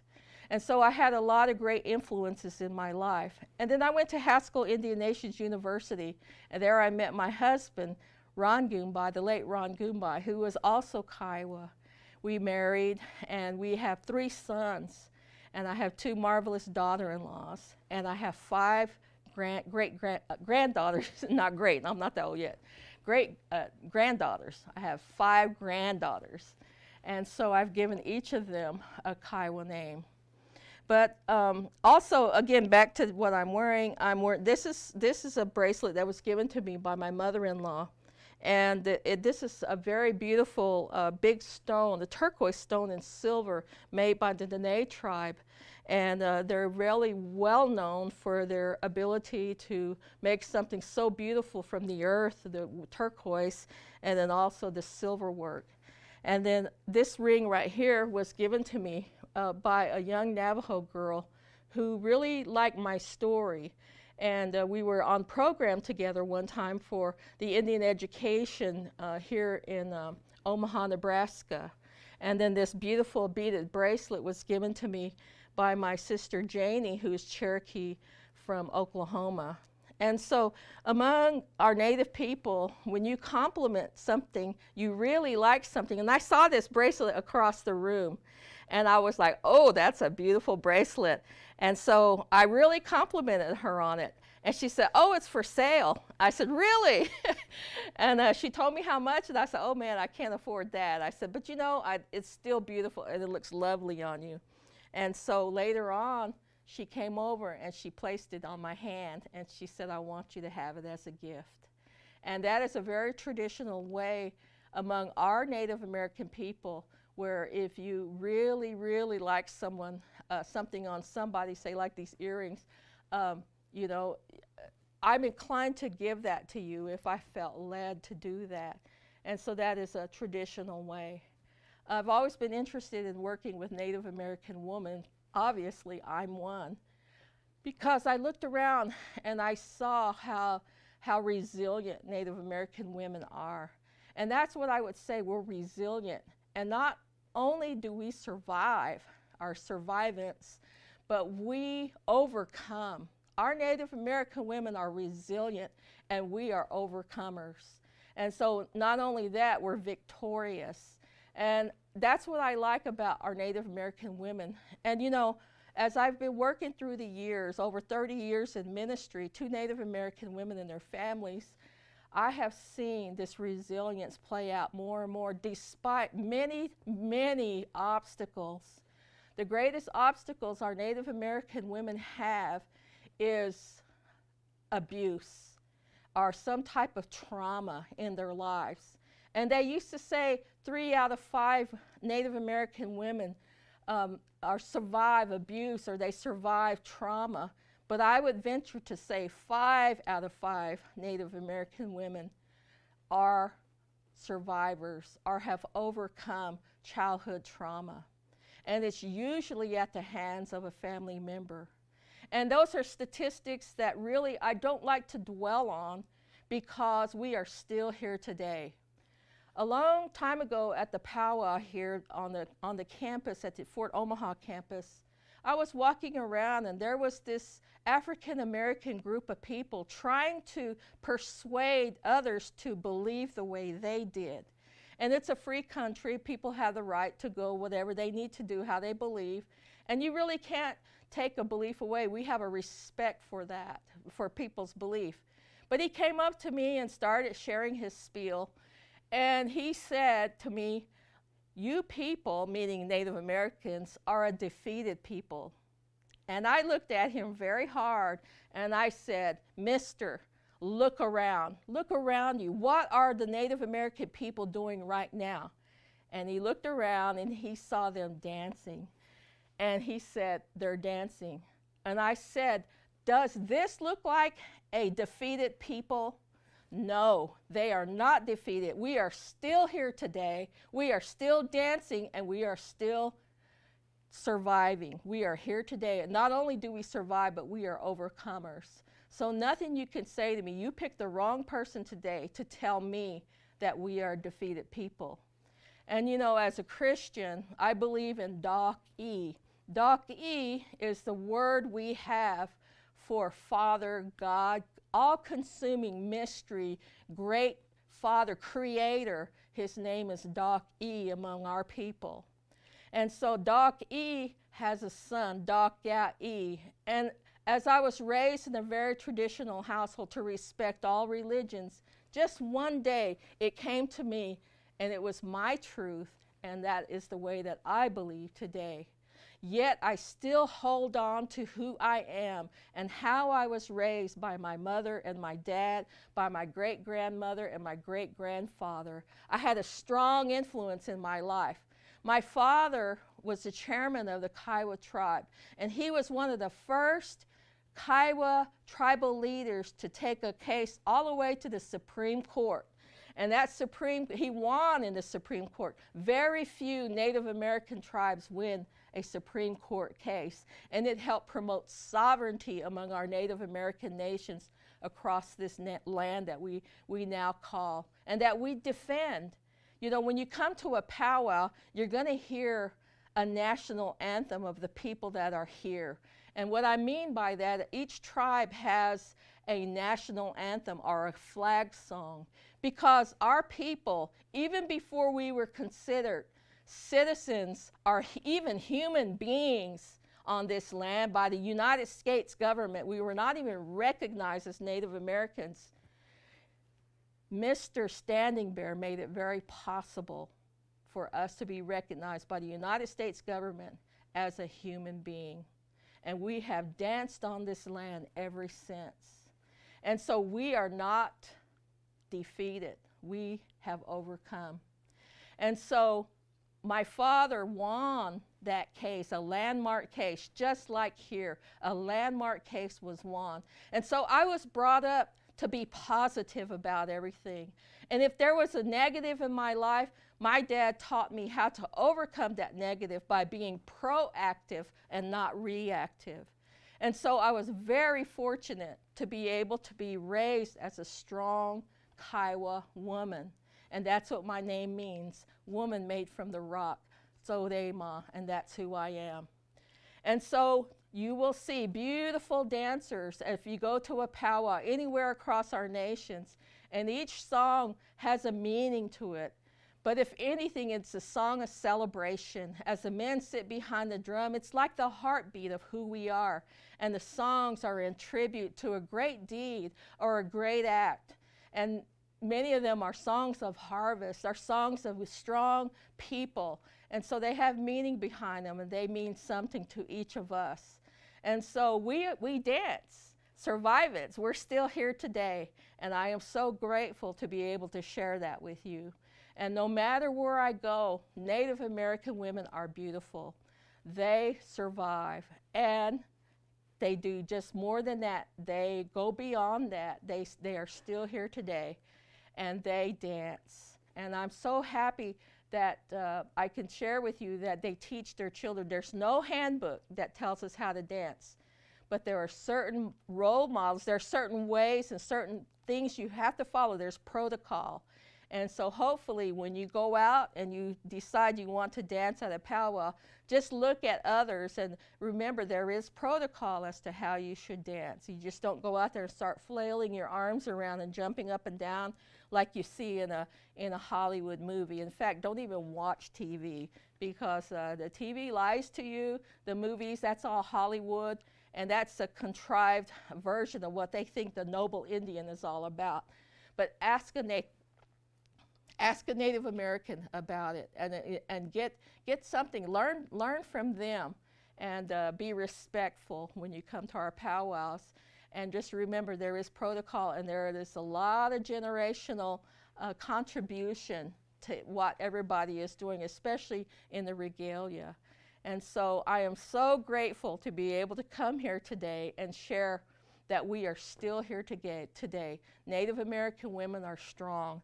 Native American men are strong. We are not defeated, and we still dance to this day.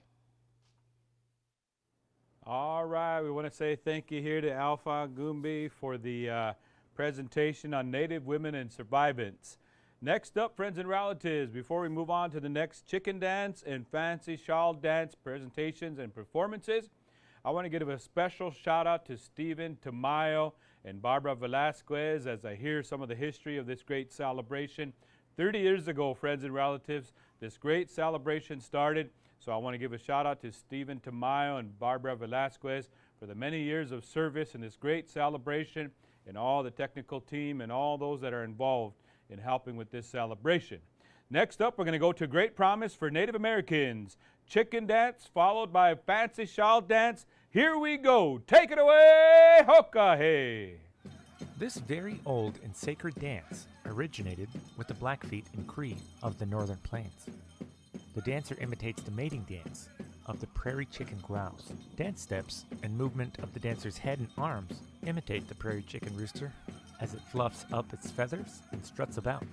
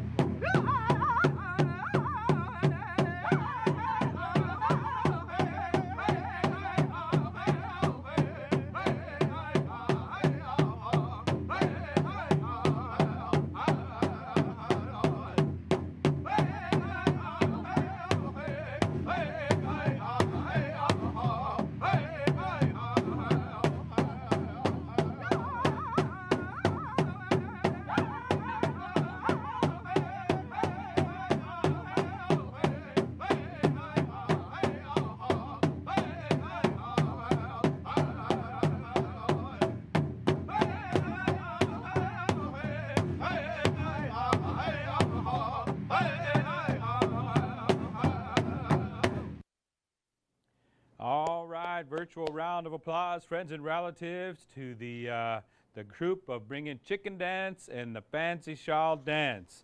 Once again, at this time, we're going to be transitioning here to the door prizes. And so thank you for those of you filling out the survey, getting entered into the door prizes for this celebration. First up, we're going to be giving away a t-shirt here. As you can see, a great design.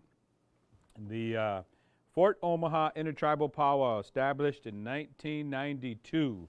And this t-shirt design is developed by Stephen Buffalohead, Buffalo Built Design Studio. The concept is opening our doors, in this case for the teepee, and we invite everyone and anyone to join in and celebrate our traditions and culture. The open teepee shows us how beautiful and vast our culture is. And also Mother Nature, Mother Earth is important to our culture, and they wanted to showcase that this starts to pour out of our teepee once it's opened. And the Fort Omaha tagline matches the overall graphic and ties everything together. So shout out to Stephen Buffalohead.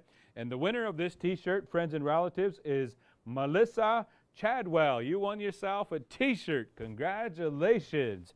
And next up, friends and relatives, another door prize here. This one is the Sioux Chefs, an indigenous kitchen. Many of you know Sean Sherman and also Beth Dooley. They opened up a restaurant in the Twin Cities, a great celebration of our culture, and so a lot of traditional recipes and ways to use our traditional foods. And so we want to give a shout out to Sean Sherman. And the winner of this goes to John Figueroa. Sean Figueroa. You are the winner of this. And then next up, the final door prize of this time is We Are Water Protectors, the Caldecott Medal. And I believe this is also a New York Times bestseller. This was written by Carol Lindstrom, illustrated by Michaela Goad. This goes to Kateri Petto. You won yourself a book. Thank you for participating. Thank you. Congratulations to those winners. And next up, friends and relatives, we're going to move down the line here to a presentation on the conquest, genocide, and John Wayne. We are all still here. And we're going to turn it on over here to Carolyn Fiskus from the Winnebago Tribe of Nebraska. You're on the air. Good afternoon, relatives. My name is Carolyn Fiskus, and I'm a member of the Winnebago Tribe of Nebraska. And I'm going to talk to you today about historic trauma among our Native people. I do a workshop, and some of you may have attended that workshop, called Conquest, Genocide, John Wayne, and We Are Still Here. So I want to talk a little bit about that today and about some ideas around what historic trauma is, how we deal with it in our Native communities, and how we can heal from it. Because as you all know probably by now, that it's historic trauma and transgenerational grief are some of the things that we deal with in our Native communities, among other things. And it causes us to sometimes not live in a healthy way. When I first started working on the reservation, of course I was born Native, that's one thing. And then my mom used to always talk to us about some of the challenges when she was growing up as a little girl in Winnebago, Nebraska. But when I started working on the reservation in 1973, after a year or so of working, I kind of began to question why some of the things were the way they were on the reservation. Why public housing was the way it was, why education was the way it was, why some of our health issues, our public health issues, environmental health issues are the way they are. Because here we are as Native nations plopped down in the middle of and in between many big metropolitan areas that are seem to be progressive and seem to not have as much issues as we do. I never could quite understand why we keep generation after generation continuing to have some of the issues such as alcoholism, other addictions, violence, poverty, and some of these things. I grew up in a real rural community. Well, I grew up on the farm, and we were poor. But as time went on, we progressed and did things for ourselves and received support and help from the surrounding communities. I never could understand why on our Indian reservations that we seem to sometimes not help each other as much as maybe outside of the Native communities. So I really spent a lot of time thinking about that and wondering. And of course, we're human beings, so we always pick the easiest way out. So I would kind of talk to people about it, and they would say things like, that's just the way it always is. That's just the way it's always been. And this is the way we do it. We're natives and blah, blah, blah. And I just couldn't buy into that. You know, I even went through a phase where I was an alcoholic, and I was proud of being a drunk Indian, you know, and that's just so horrible to take on that oppression. But after a while, you know, you just kind of say, well, I guess that's just the way it is. But I was lucky enough to be exposed to some research that was done on Holocaust survivors of the Nazi Holocaust, the Jewish relatives. And I heard an expert talk one time, and he was talking about how they had been doing longitudinal research on generations of Nazi Holocaust concentration camp survivors. And they found that the people who survived that Holocaust came out with, of course, survivor's guilt and paranoia and depression and anxiety. But not only them, but they seemed to pass that on to their children. And then their children would pass that on to their children, and so on and so forth. And in the study of that, they found that those people, the children and the grandchildren and the great-grandchildren, would exhibit the same survivor guilt, paranoia, depression, anxiety, even though they had no further trauma. They weren't in a concentration camp. And that's the question that arises, is why? Why do we keep handing this on? So there's been a lot of research done on this genetic passing on of these conditions that when you look at it from the outside, you say, oh, well, all you have to do is go see a therapist and get medicine and yada, yada. But when you look at it from the inside, if you're living in a community where everyone is exhibiting those kinds of behaviors for whatever reason, then it becomes more of a way of life and not something you can fix with Risperdal or a pill. So I started paying a lot of attention to that. And as time went on, I began to read. Eduardo Duran has written on this same kind of thing, this transgenerational post-traumatic stress, transgenerational unresolved grief, and so on and so forth. And that's what we call it. So then the next question is, well, why? What keeps that alive as we go through our existence? And as we look at that, what we see is, if we look at the history from first contact, if we go back even as recent as the Pilgrims, 1619, or 1621, when they came, if we look at what happened and what kind of trauma was done to the tribes as each of these generations landed on our continent and began to impose their way of life, fight us, you know, conquer us, and claim our lands and try to change us to become like them. That's called colonization. When another group of people with a different culture comes in, conquers you, and then imposes their culture or way of life on you by threat of death or incarceration or whatever, that's called colonization. And we have been colonized since the very beginning. We could go back to Columbus, you know, 1492 if you want to, but even the more recent, like I think 1513, people came to like Louisiana and Mississippi and that Gulf Coast, and then 1621, 1619, I think, were the Pilgrims, 1621. So let's just go back. That's recent. You know, what is that? 400 or 500 years ago, 500 years ago. And what happens? First of all, contact. From contact is the first trauma. You know, who are these? What are these people doing here? Why are they bothering us? They don't look like us. They don't have any idea how we talk or act.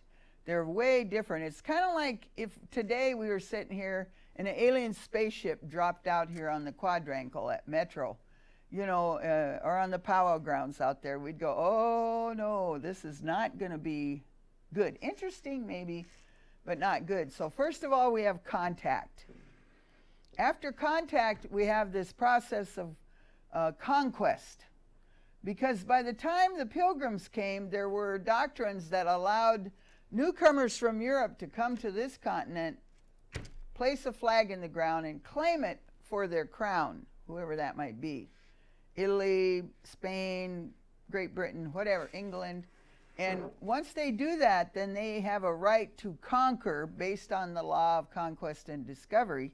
They have a right to conquer the people that are there.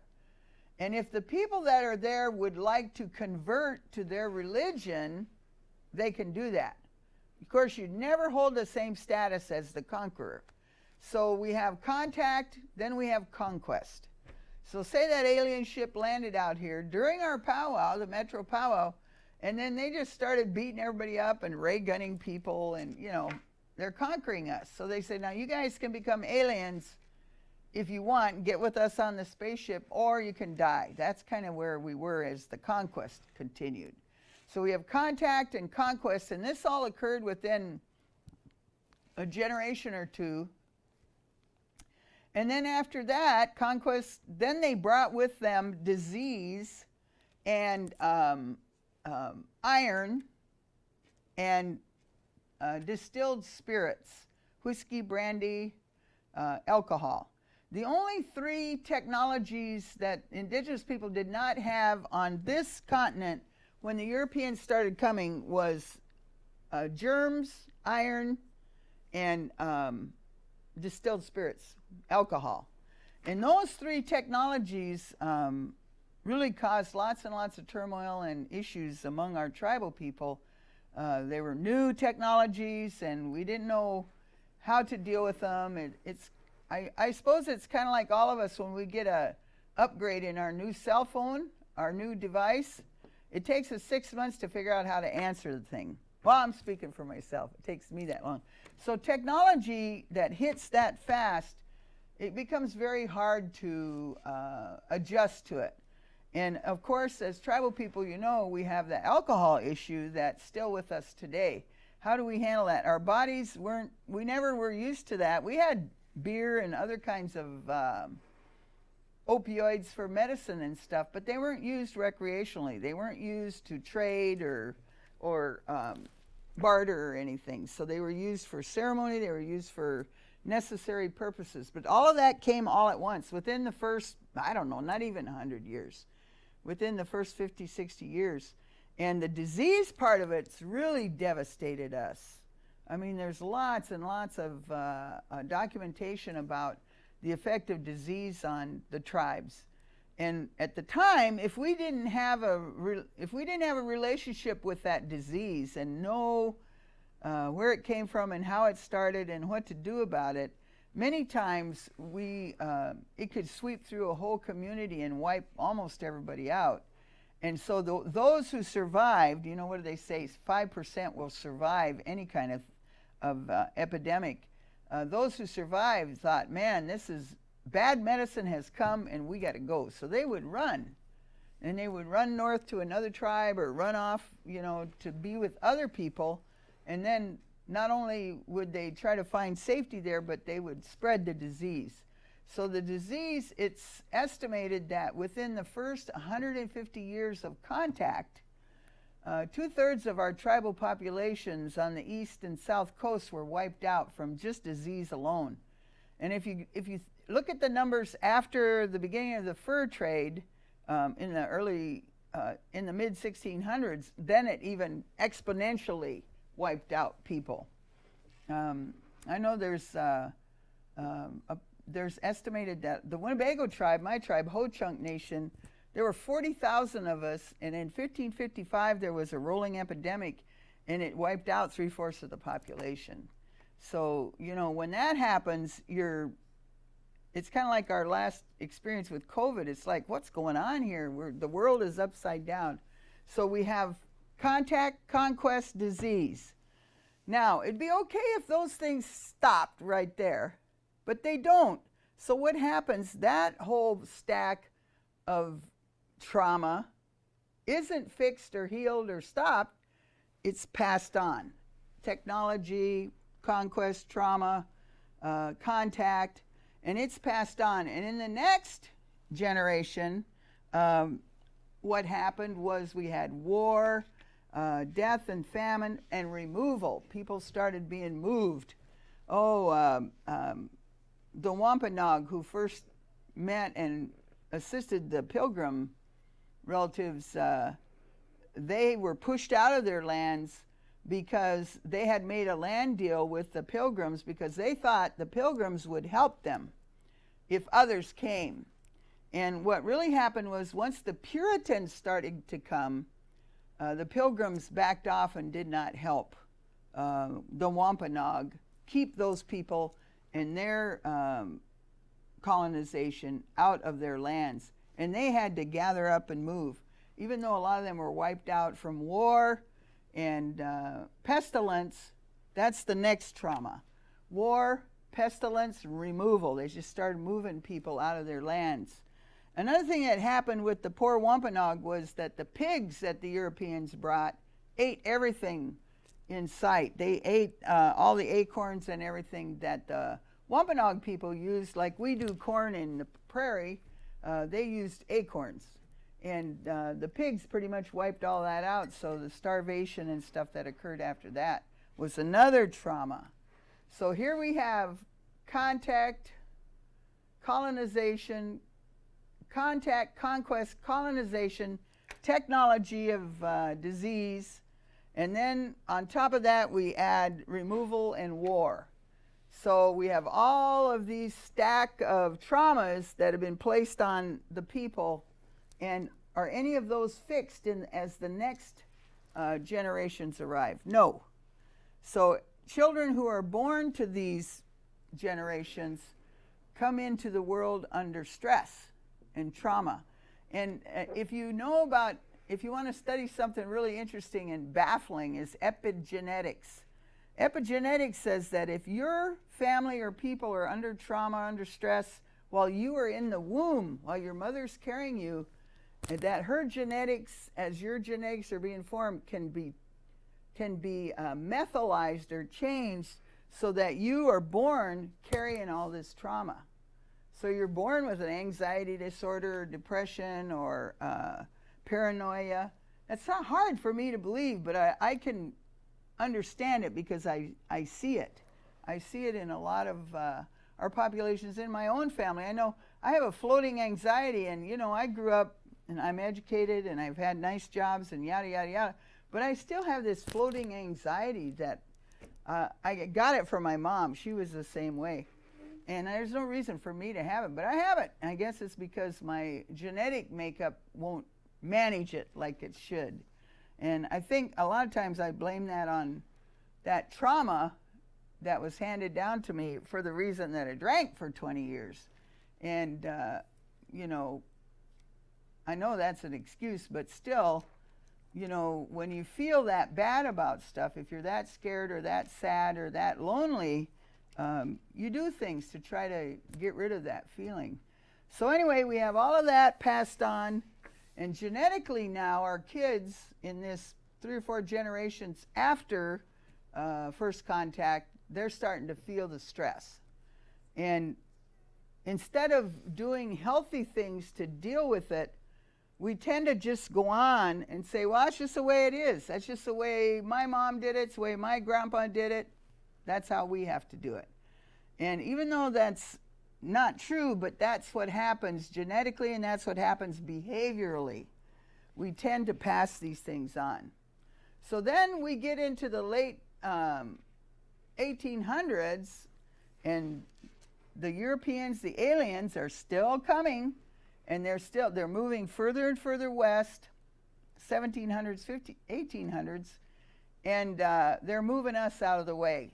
So what we have is war, removal, and then, of course, we have the boarding school. The residential school, because they thought they could kill the Indian and save the man. They want to end our going back to the blanket as native people, as they called it, and they wanted us completely out of the picture. I just heard a thing on NPR this morning about the Canadian residential schools. They got their idea from down here because we were doing the residential schools. And the same thing happened. We're treating a generation of children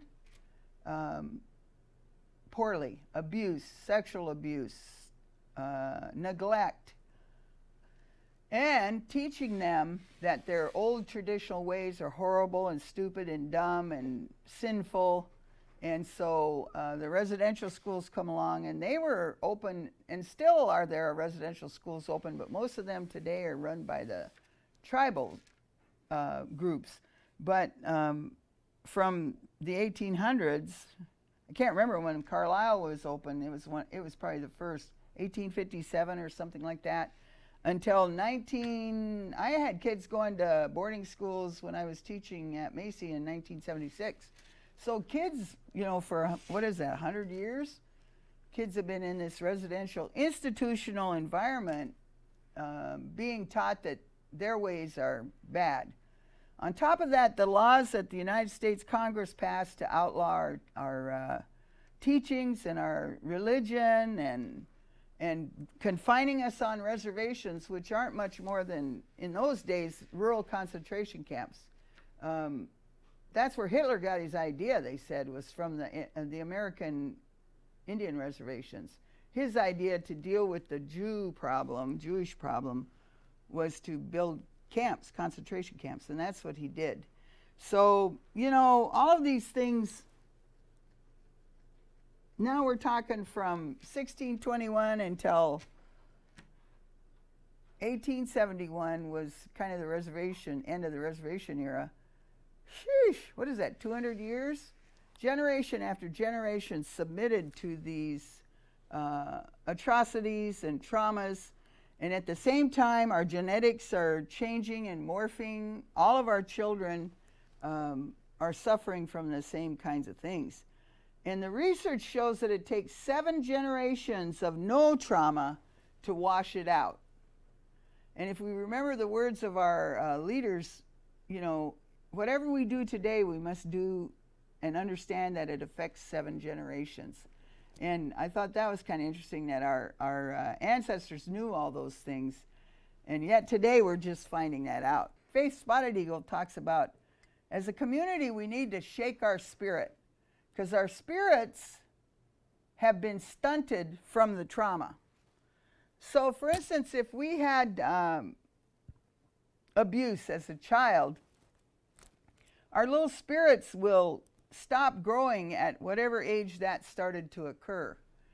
So our little spirit might only be, 6, 8 years old if we were abused at that age and continuously abused. And we have to shake our little spirits and bring them up to our chronological age. And how do you do that? Well, love and education and holding each other up as families, trying to overcome some of the social issues that we suffer. And I'm not saying that everything's to blame on our history, but most of it is.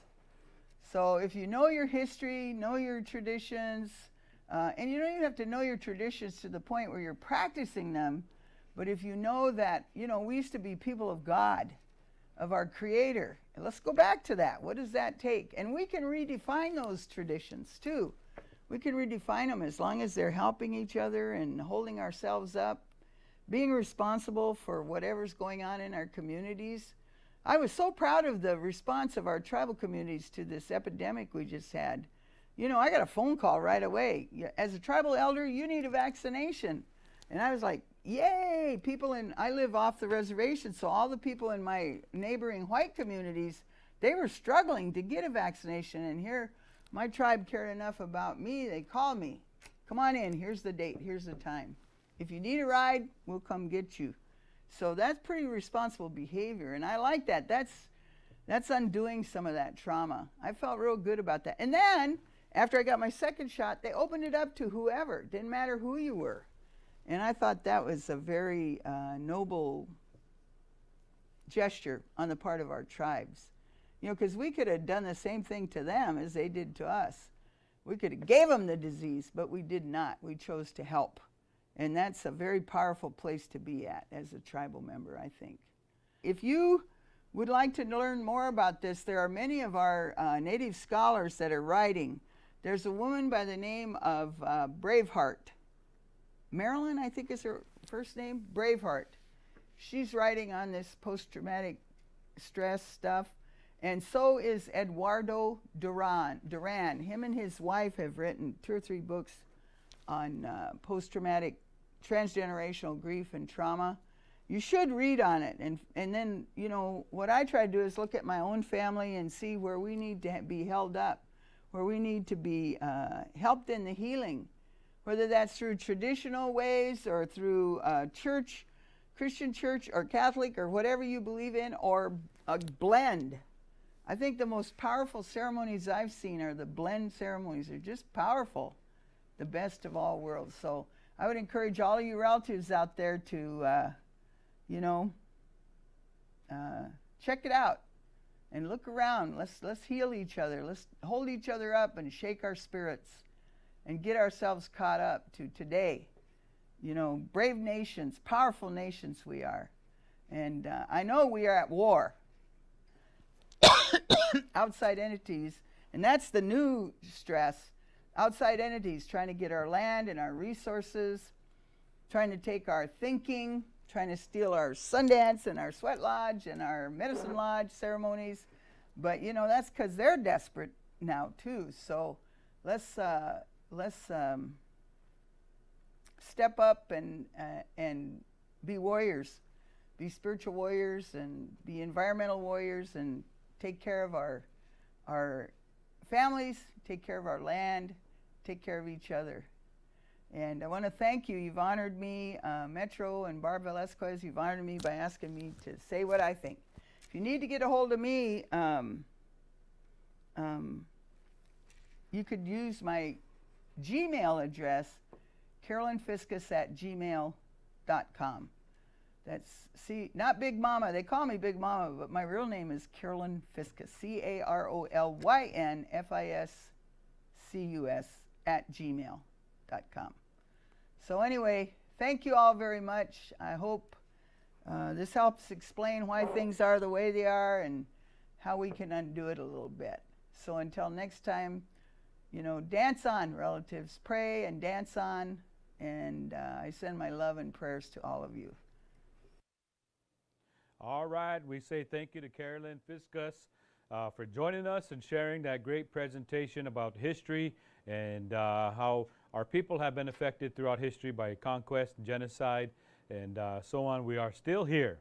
All right, moving on here to a dance performance by Judith Genovese from the Yankton Reservation. Here we go. Judith, take it away.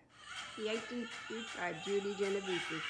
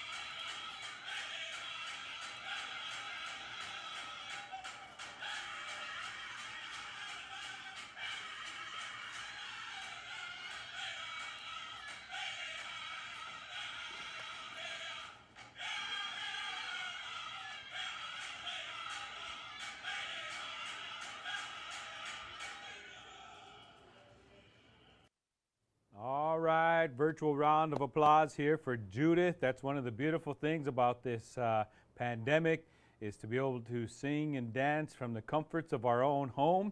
And when it's supper break, all you got to do is go to the kitchen table. All right, so thank you, Judith. All right, next up, we're going to go to the grass dance category.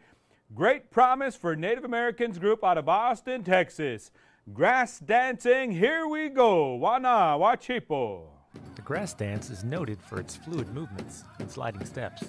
The origins of the grass dance are perhaps rooted in a practical purpose. One story tells how the tall prairie grass needed to be flattened for ceremonies. The grass dancers were the ones to do this by stomping on the tall grass and placing it on some of their belts as they danced.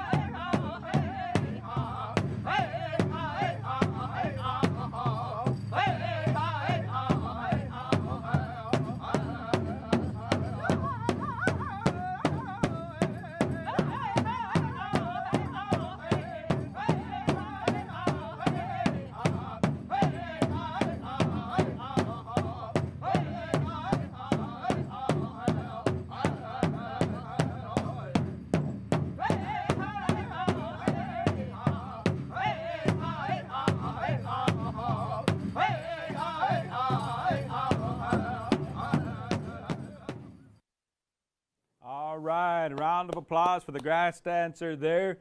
And thank you also to Judith. Once again, a couple of great dancing exhibitions there.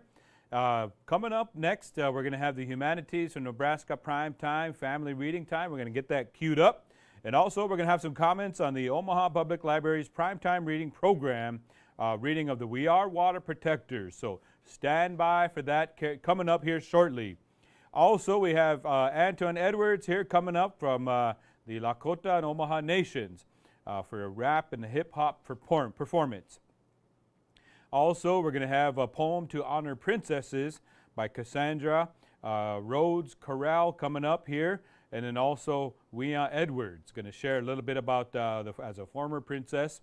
And then we're going to have live in studio Carrie Hinman, who's going to share the winner of the Powwow Princess category. So stand by for that. Also, we have the BNSF Railway, Nebraska Arts Council, the Nebraska Cultural Endowment, Arts and Humanities Livelihood, and Whitmore Charitable Trust. Thank you to those sponsors. All right, here we go.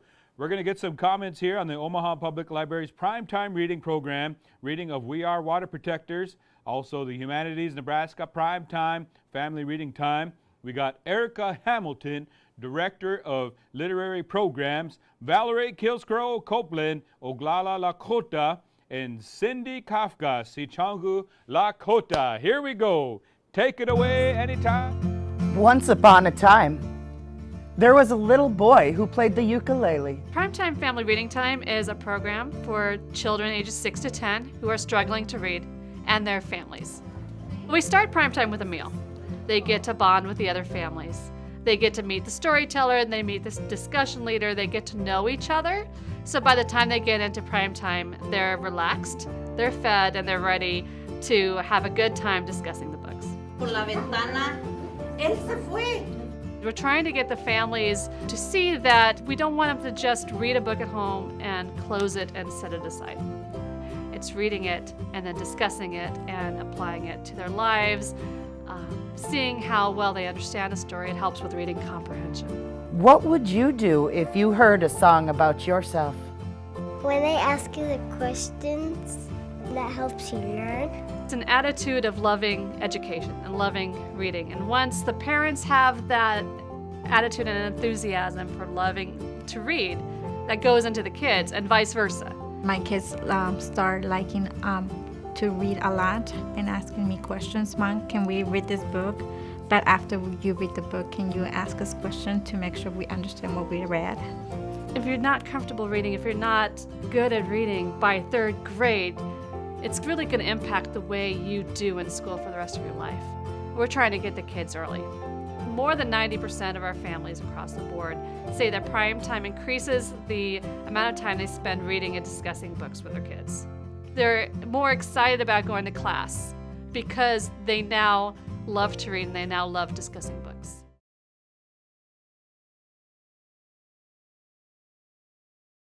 Hi, my name is Valerie Kilsbro Copeland, and I'm an enrolled member of the Ogallala Sioux tribe, and I love prime time. I've seen miracles happen, and working with young children and inspiring them to love reading is really helpful and beneficial to our community. Our community has grown closer together because of prime time, and we're so very proud and happy to have it.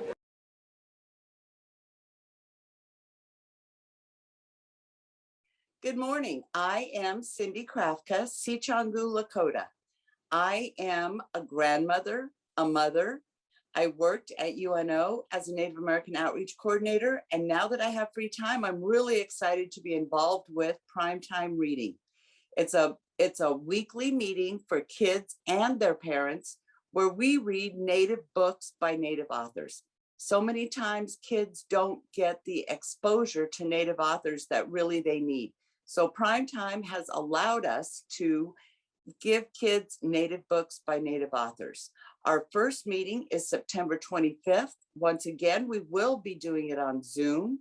It is a Facebook group, Primetime Reading. Please reach out to Valerie Kilscrow if you would like to be included in the group. We are real excited about our offerings this year. And our first offering that we want to share with you is called Water Protectors by Carol Lindstrom. The pipeline's very important to Natives. And how do we get that across to kids? We write books that they can understand by Native authors. So today I will be reading you We Are the Water Protectors. Water is the first medicine, Nokomis told me. We come from water.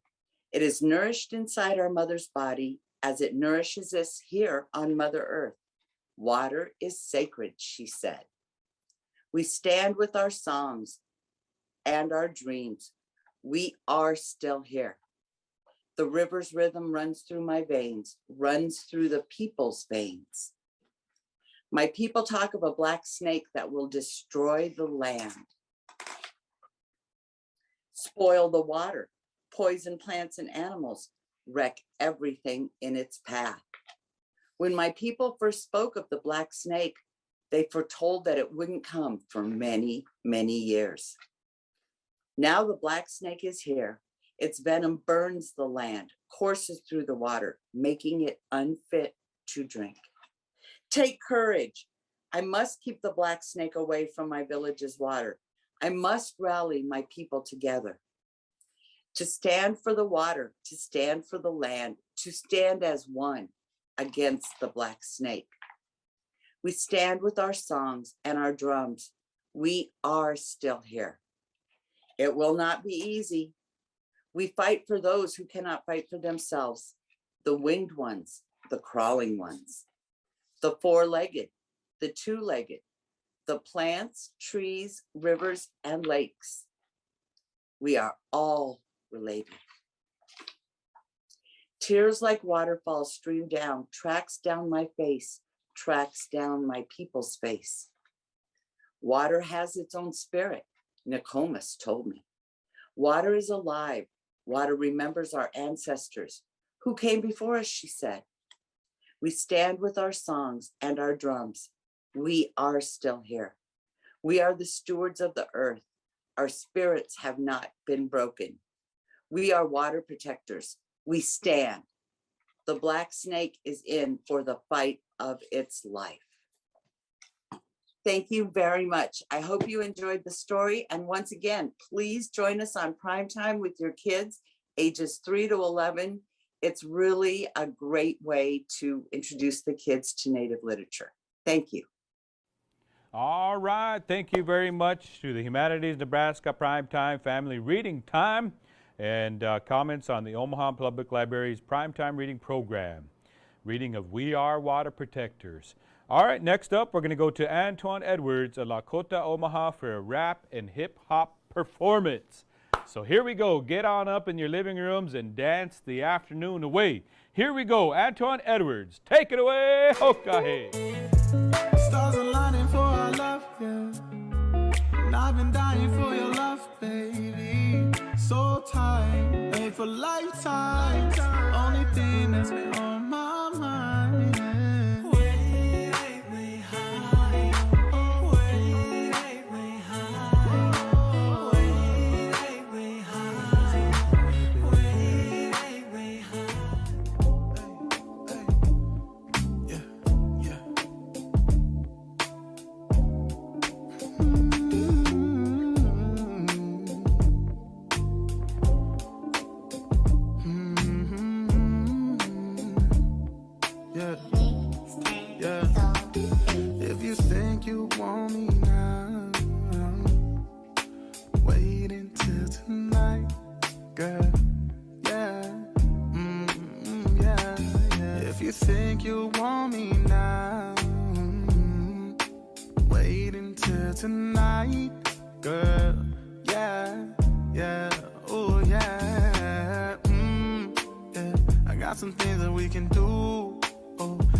Same since you placed your foot up in my life, running through my mind, yeah, why? I catch a high, I feel your vibe, like a list bridge in the minds. I make you see things you've never seen before, you and me, yeah. But now it's just you and me, yeah. Love talk, speak it fluently, yeah, you and me. Now it's just you and me, yeah. Love talk, speak it fluently, yeah. Yeah. Way up, way up, way up, way up, way up, way up, way up, way up,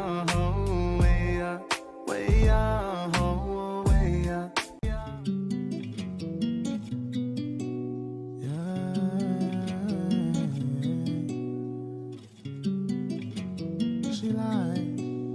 She lied, oh, she lied.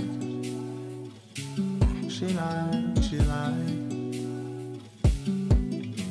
She lied, oh, she lied. She like fall time. She like October. She like looking in my eyes, leaning her head on my shoulder. Yeah, yeah. Let me wrap you in my sweater. Let me sing your favorite song. Let me make you feel at home. Let me journey through your mind and see exactly what you want. Let me show you this lifestyle. Let me put you on. She like the vibe now. She like my mind now.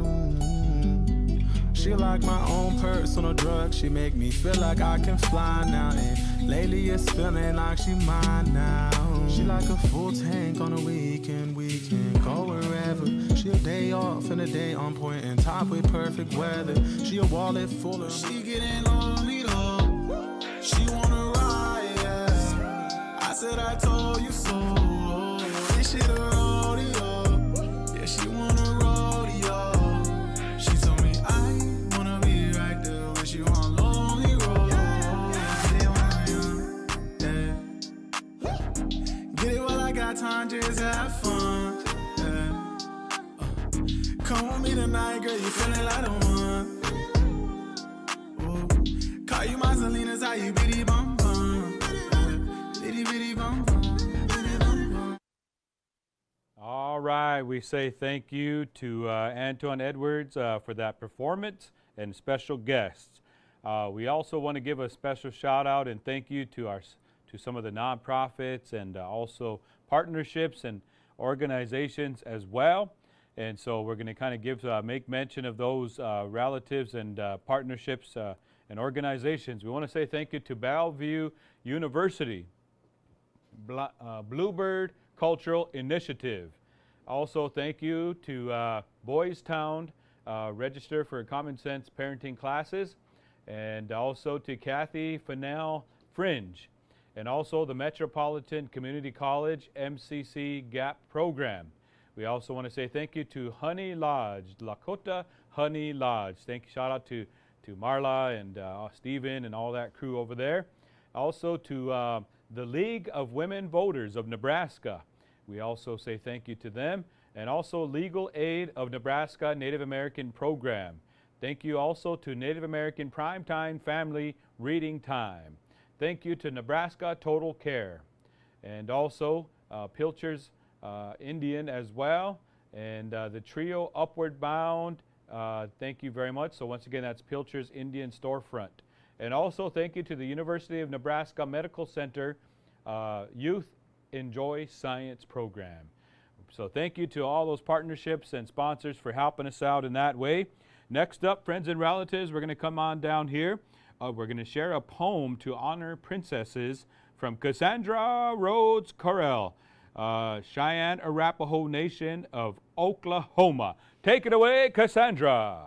Poem for the Omaha Powwow Princess Commemoration. Powwow princesses near and far of many tribal nations. Omaha, Ponca, Sikanju Lakota, Yankton Sioux, Oto Missouri, Pima, Seminole, Winnebago Ho-Chunk, Bad River Band of Ojibwe people. You have honored representing your tribal nations with pride, dignity, and humbleness. You have honored the Fort Omaha Intertribal Powwow in Omaha and in Indian country. You have brought joy, happiness, and love to your family and relatives. You have danced in your beautiful regalia, proudly made by relatives. You have spoken with pride, many in your tribal language, accepting and honored to have been chosen princess. Walk with pride, princesses. Walk with head held high, remembering your family and relatives, remembering with humility your ancestors who suffered through struggles and hardships to make it possible for you to become beautiful Native women. Cassie Rose Carroll, citizen of the Cheyenne Arapaho Nations of Oklahoma.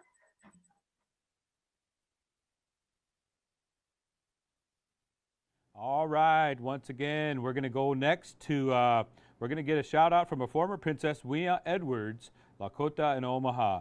So once again, let's go. Here we go. We're going to send it on over to Wea Edwards. Hello, my name is Watri Wea Edwards. I come from the Omaha and the Oglala Lakota tribes.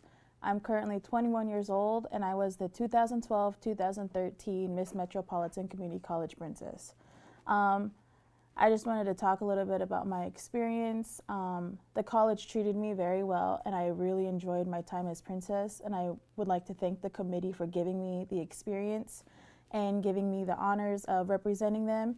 I just wanted to give a shout out to the current reigning princess, Sophia Ford, and I hope she's having just as much as an amazing time as I did representing, and I hope that all the future princesses in the future have an amazing time as well. It's truly an amazing experience, and I just hope that everyone enjoys the videos and the singing and the dancing, and I just want to thank you guys for tuning in. Thank you.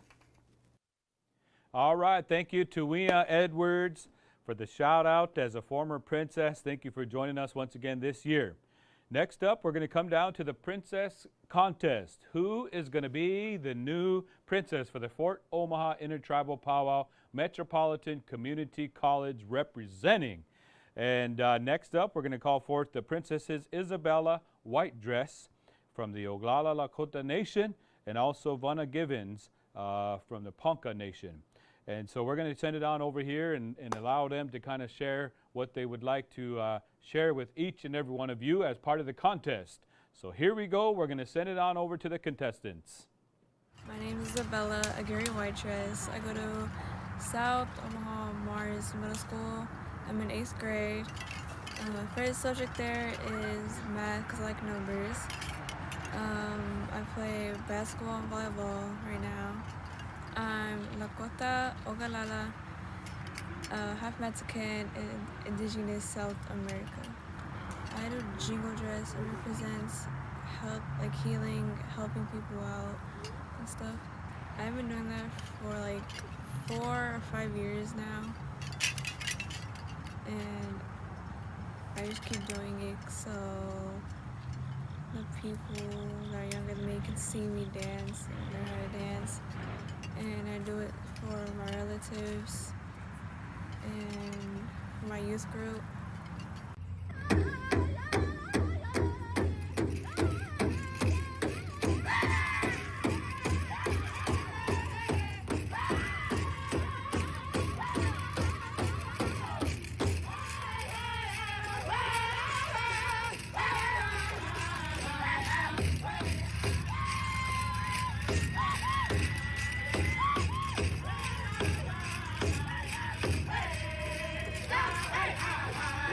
Hey!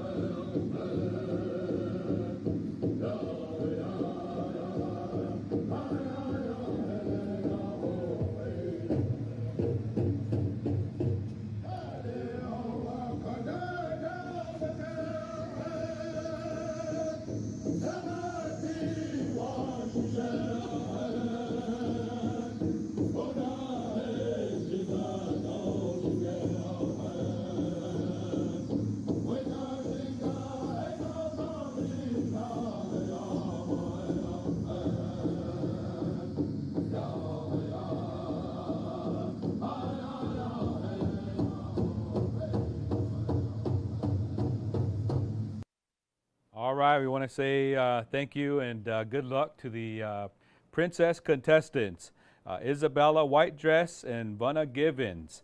We also want to say shout out to Jennifer Connors, who made this beautiful incoming princess crown, and the mother of Sophia, the outgoing princess. And so, friends and relatives, we have with us a special guest, Carrie Hinman Ponca, the head princess judge. And so I want to say welcome to Carrie. Carrie, you want to share a little bit about the process of choosing a difficult choice, but nonetheless, if you want to just share a little bit about the contest, and then we'll go to the announcement of the new princess. Well, I just want to say good luck to both of the girls. They both are very great dancers and carry themselves very well.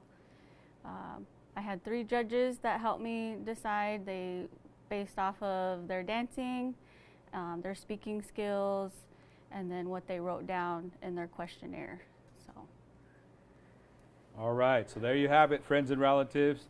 It's never easy because anytime someone takes the chance to run for become a princess, or anytime you put yourself out there, it's always you're a winner in our books because it takes a lot to take that risk. And so we want to say thank you to Isabella and Bunna, and good luck to each and every one of you as we get ready to announce the winner. Well, once again, you will be representing the Metropolitan Community College Fort Omaha Intertribal Powwow Celebration.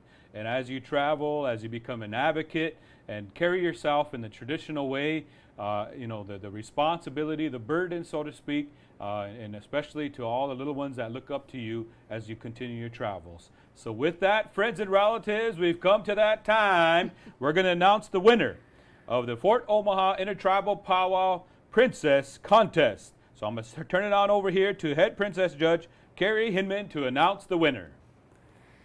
All right, just want to tell both of you girls you danced very well. Like I said, we judged based off your dancing, your speaking skills, and your questionnaire. And I just want to encourage both of you to continue dancing and carrying yourself very well. Like I said, I had 3 judges who helped me, and I want to thank those ladies for helping me.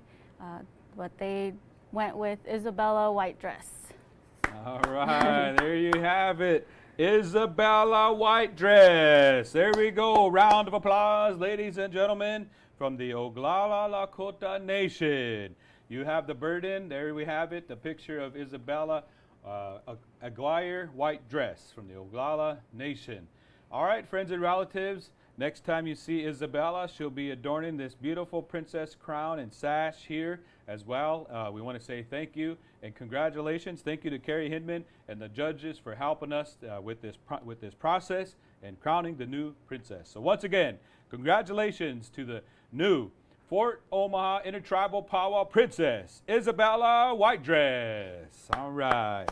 Thank you very much. Next up, friends and relatives, we're going to come to a cooking demonstration by Nicole Tamayo, Sichangu Lakota, who's going to share with us how to make wasna, a traditional food of our people. So here we go, Nicole Tamayo.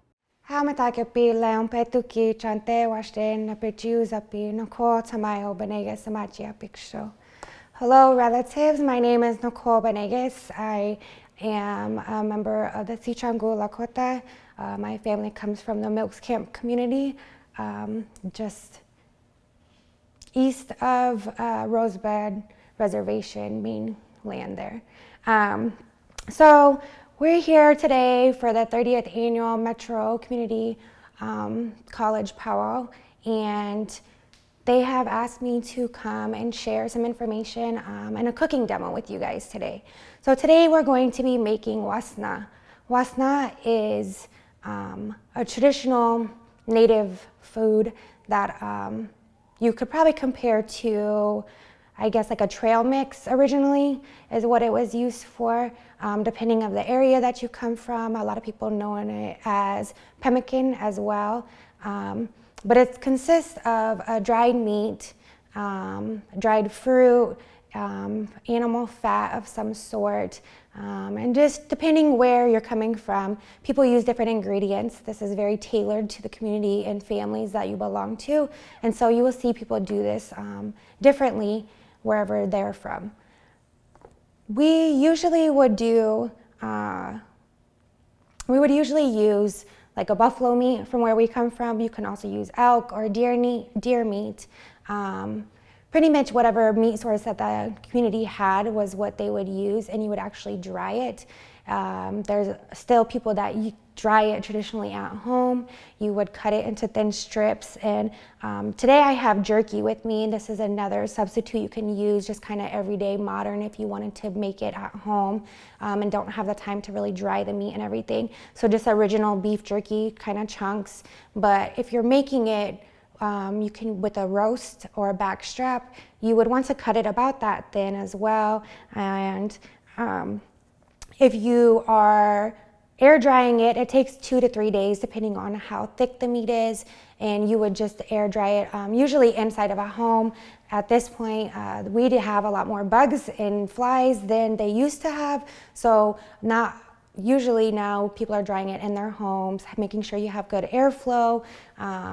You can also use a dehydrator. If you're using a dehydrator, you would have it at about 130 degrees, 135 degrees, and keeping that so until the meat is just dried, and you can be able to tell just checking on it. You also can do it in an oven, and you want to do it at a low rate still, 135, 145 in the oven. Do the thin meat in single layers on a cookie sheet, and then you would cook it until it's dried. So those are different options of how you can dry your meat. We today are going to use the beef jerky. Like I said, it's very accessible, especially if you are in an urban setting. You can use a buffalo roast. You can also use a beef roast, whatever meat that you can get a hold of. But so once you have your dried meat, you're going to want to chop it. So originally, when we would have this, we would actually, you could use it like pounding it on a rock, and you would put it in like a sack, maybe like a flour sack or something like that. And with the flour sack, you would put the dried meat into there, and you would use it, you would put it on a rock, and you would use another rock, and you would kind of pound on the meat. So you would kind of be looking like you would be pounding it like that, and it would kind of shred the meat and kind of finely make it. So today we're going to go ahead and just chop this jerky up, and then we will use the grinder we have here to chop it finer, but this makes it a little bit easier. You can get little grinders, really smaller ones than this, even at Walmart or any stores, really, any retail store. When you, using those smaller ones though, you definitely have to make sure to cut up your meat pretty good, because you will burn the motor out if you don't. We've gone through plenty of little grinders making wasna for different events. So traditionally, you will see that depending on where you come from, when you would be using wasna, when you would be making this. For our family, this is something that we actually use only as what we consider spirit food when we're doing ceremonies, when we're having our namings, when we're having memorials. So this is something that we don't really use on a regular basis. But like I said, originally, you know, it was like a trail food. And still a lot of people use it just as protein and just like a trail mix that they would make and have on hand. Because it is mostly dried ingredients, and you would be using the fat, which is rendered fat. So wasna actually means, it translates as the grease derived from bone marrow. So you would be using that, or you can use a kidney fat. I've actually heard of people sometimes putting a little bit of bacon grease that they've rendered in it.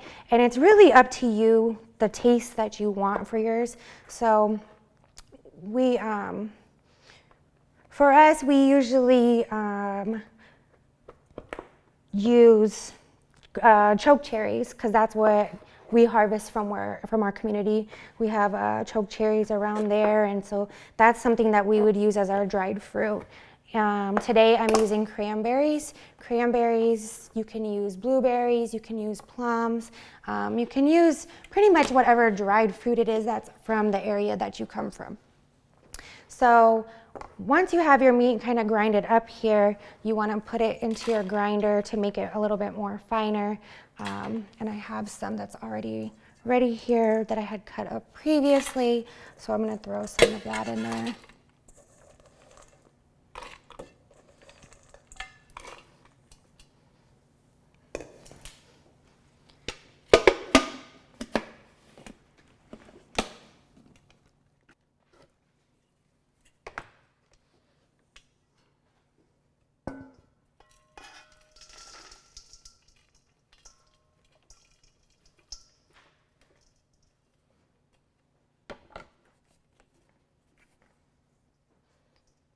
So as you can see, the meat is pretty grinded up here. You don't want it a complete like powder, but you definitely want a good consistency so that you have your substance there, but it's not all like fine.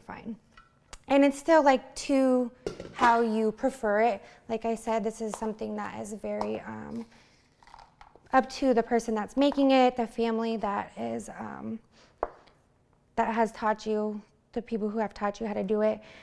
So I have the cranberries here, what we're using today for our dried fruit.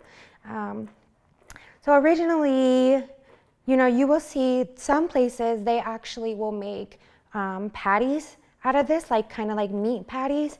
And so the fat or the bone marrow that you would include in this will help that stick together more.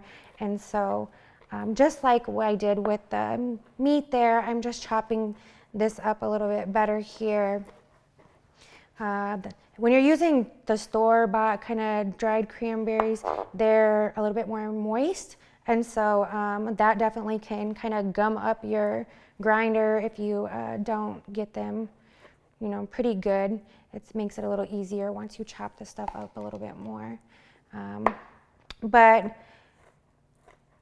before they would use this is a really good protein, and it has very complex carbohydrates in it. When you are making it, the one thing I don't like about doing the beef jerky is that it has a lot more sodium in it than making the dried meat yourself. But with when you're roasting your meat, I don't ever season it. I've had people ask, you know, do you go against the grain, with the grain to make your strips? That is all preference on the person cutting. There's really no wrong way or right way to do wasna or to dry your meat or anything, as long as you get kind of the same product that you're looking for.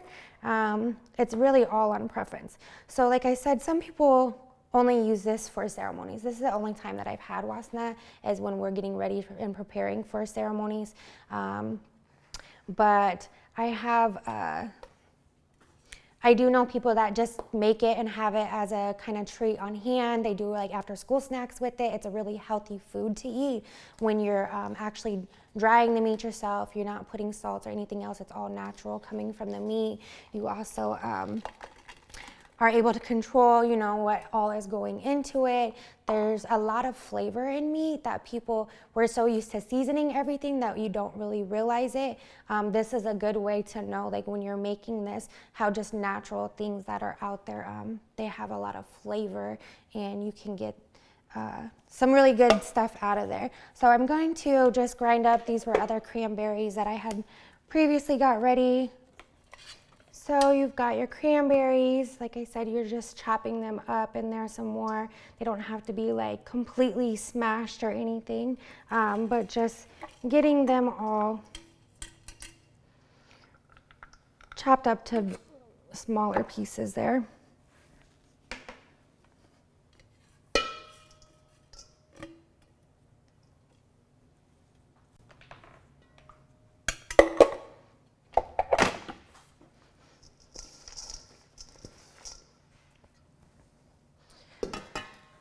So like I said, other people, people use different things. I've seen people, when you use the fat the bone marrow fat or kidney fat.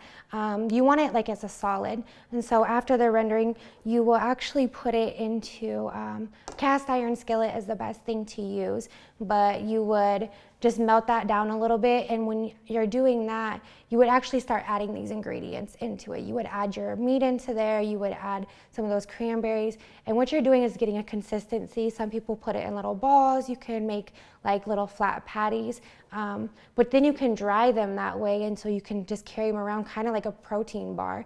It's really, because everything is dried and preserved like that, it lasts for a long time. They don't go bad. So it is a really good, healthy food to have on hand to take. It does, when you, it does last a long time energy-wise. So it's something that really good, like if you're hiking or out walking around or doing something like that. But so I have walnuts here. Some people put nuts in it, some people don't. This is something that I've always kind of been taught, is like, you know, we put some type of nut or something in there as well. So I love walnuts. I don't do a whole lot of other ones, so that's kind of my preference. So, and this is actually something that you could grind this up if you wanted to. Here I am just kind of chopping it up, and you want to add that in with it. But people have also used, some people use Timpsila flour, which Timpsila is a wild turnip that you would harvest. Some people have seen it. There's like braids of it that people will have. They actually harvest it and then they braid them together and dry them out, and you would leave it in your, kind of hanging in your house. And so you would use it into soup, like you would put it in soup. You can also use the dried meat that you have. People would just make a bunch of it when they would be drying, and so people still today will dry meat at home and have Timpsila and everything hanging up, and when they're making soup and stuff, that's what they use to add to it. That's their substance for their soup. So it does take, if you were to traditionally to make wasna and really dry your meat and do all of that, it would take probably about 3 days or so to be able to do this whole process, which is kind of why I have brought you a more modern take on how you can make wasna at home or just for an after school snack, or you know, what you're accessible to be able to get where you're at. So I am just grinding or chopping this up pretty fine here. Everything is really based on your own taste and what you like. So if you like it sweeter, you would put more of your dried fruit in it. If you don't, I really like the kind of, the more of the dried meat in mine. But it's all up to you. So one thing is that a lot of people have this idea that everything has to be a certain way. When you're cooking, we know people do it on how their taste is for something. But also just with everything that we do, we say, you know, like we have our own protocols and procedures of things when we're like even in ceremony and stuff like that, but it's still based on where you come from, what you've been taught. So, you know, it's really important to know that you're not going to mess this up when making it, especially in order for us to really revitalize our culture and our ways of doing things and the traditional foods that we had eaten. Don't be scared to try it. You can always add things. I know people that have learned certain ways and certain things that they have to put in their wasna, but then they decided, you know what, I don't really like the taste of this, and so they would change it to their own liking. And we do want to keep those traditional things, you know, and it's important to remember like how your grandmas and how your aunties and them made it, but it's also, we're a very kind of adapting people. We adapt to where we're at and the things that we have available to us, we make it work. But things are never, everything's always evolving, everything's always changing. So we have to kind of be able to understand that. And when you see somebody make something or say, you know, this is how I was taught, you shouldn't tell them like, oh no, that's the wrong way. Especially living in an urban setting here, we have a lot of natives from different tribes, from different areas. And so just being respectful of the people that are around you and where you're at, who's running things will be different, and not really saying like, oh, that's wrong, that's not how we do it.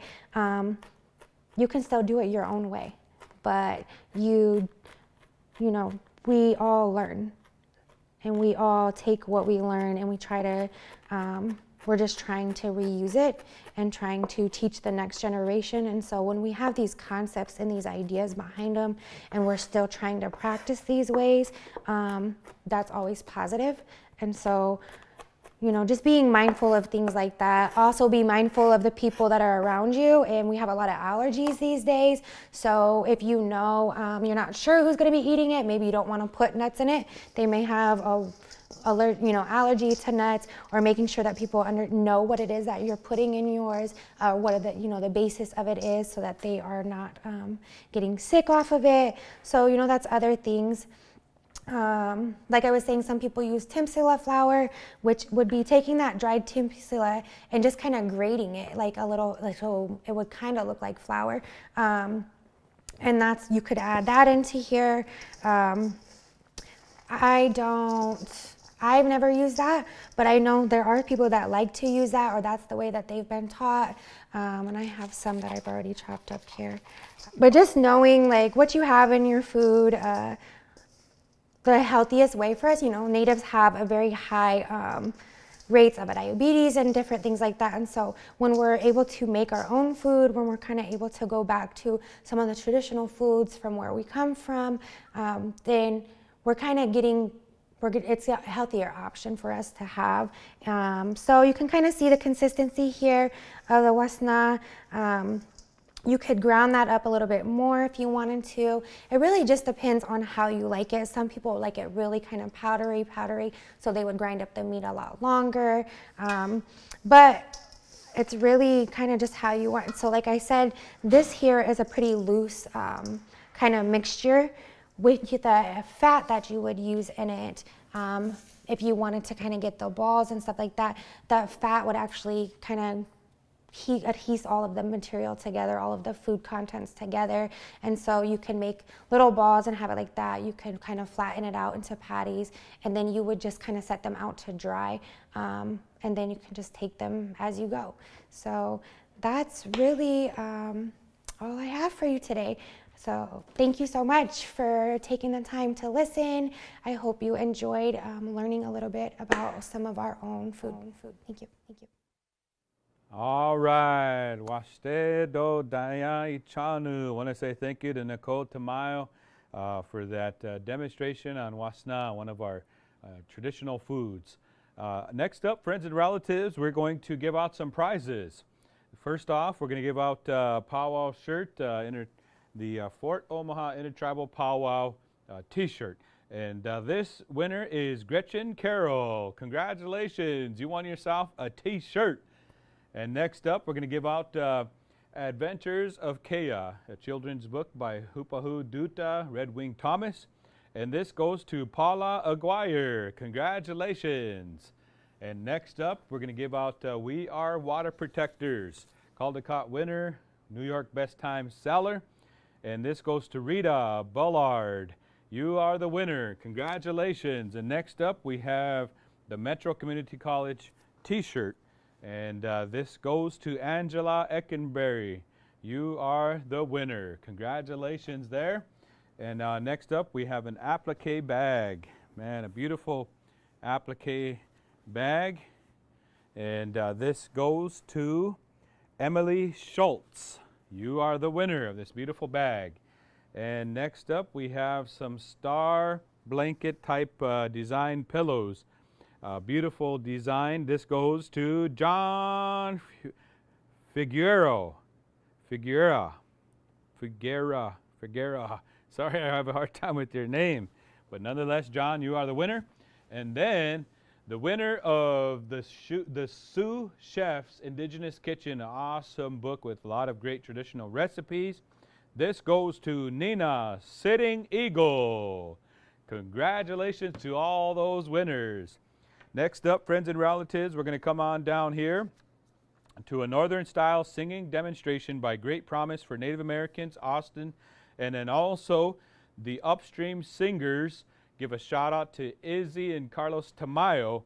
We're going to head on over here to our host Northern Drum, as well as the Northern style singing demonstration. Here we go. Take it away, Hoka Hey. The Northern style is very popular at powwows. It's quite distinctive because there is a lot of very high singing. You'll hear this a lot near the Great Lakes and the Great Plains tribes, as well as Canada. Listen as the singers begin very high and slowly descend as they continue.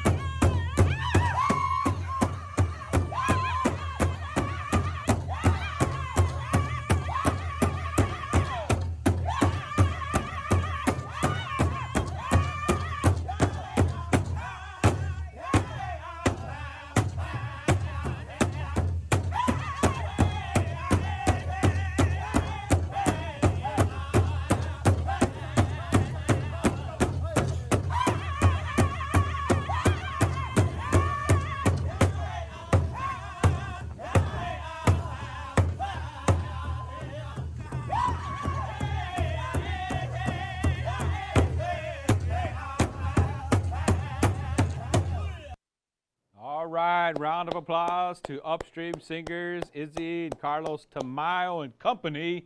Man, good singing. We need to hear those drums. We need to hear that music, especially during this pandemic, that just uplifts your spirit and helps you to, encourages you to continue on when we hear these good, awesome songs and also the dances. Speaking of dancing, we're going to come here to White Bear, Pat White Bear from the Yankton Reservation, followed by Tatanka Gibson from the Nansemond and Hawaii Saponi of Virginia, North Carolina. A couple of dancers, Eastern Ward Dance, also a dance here from the Yankton tribe. So here we go. Dancing, coming your way, the Fort Omaha Intertribal Powwow Celebration.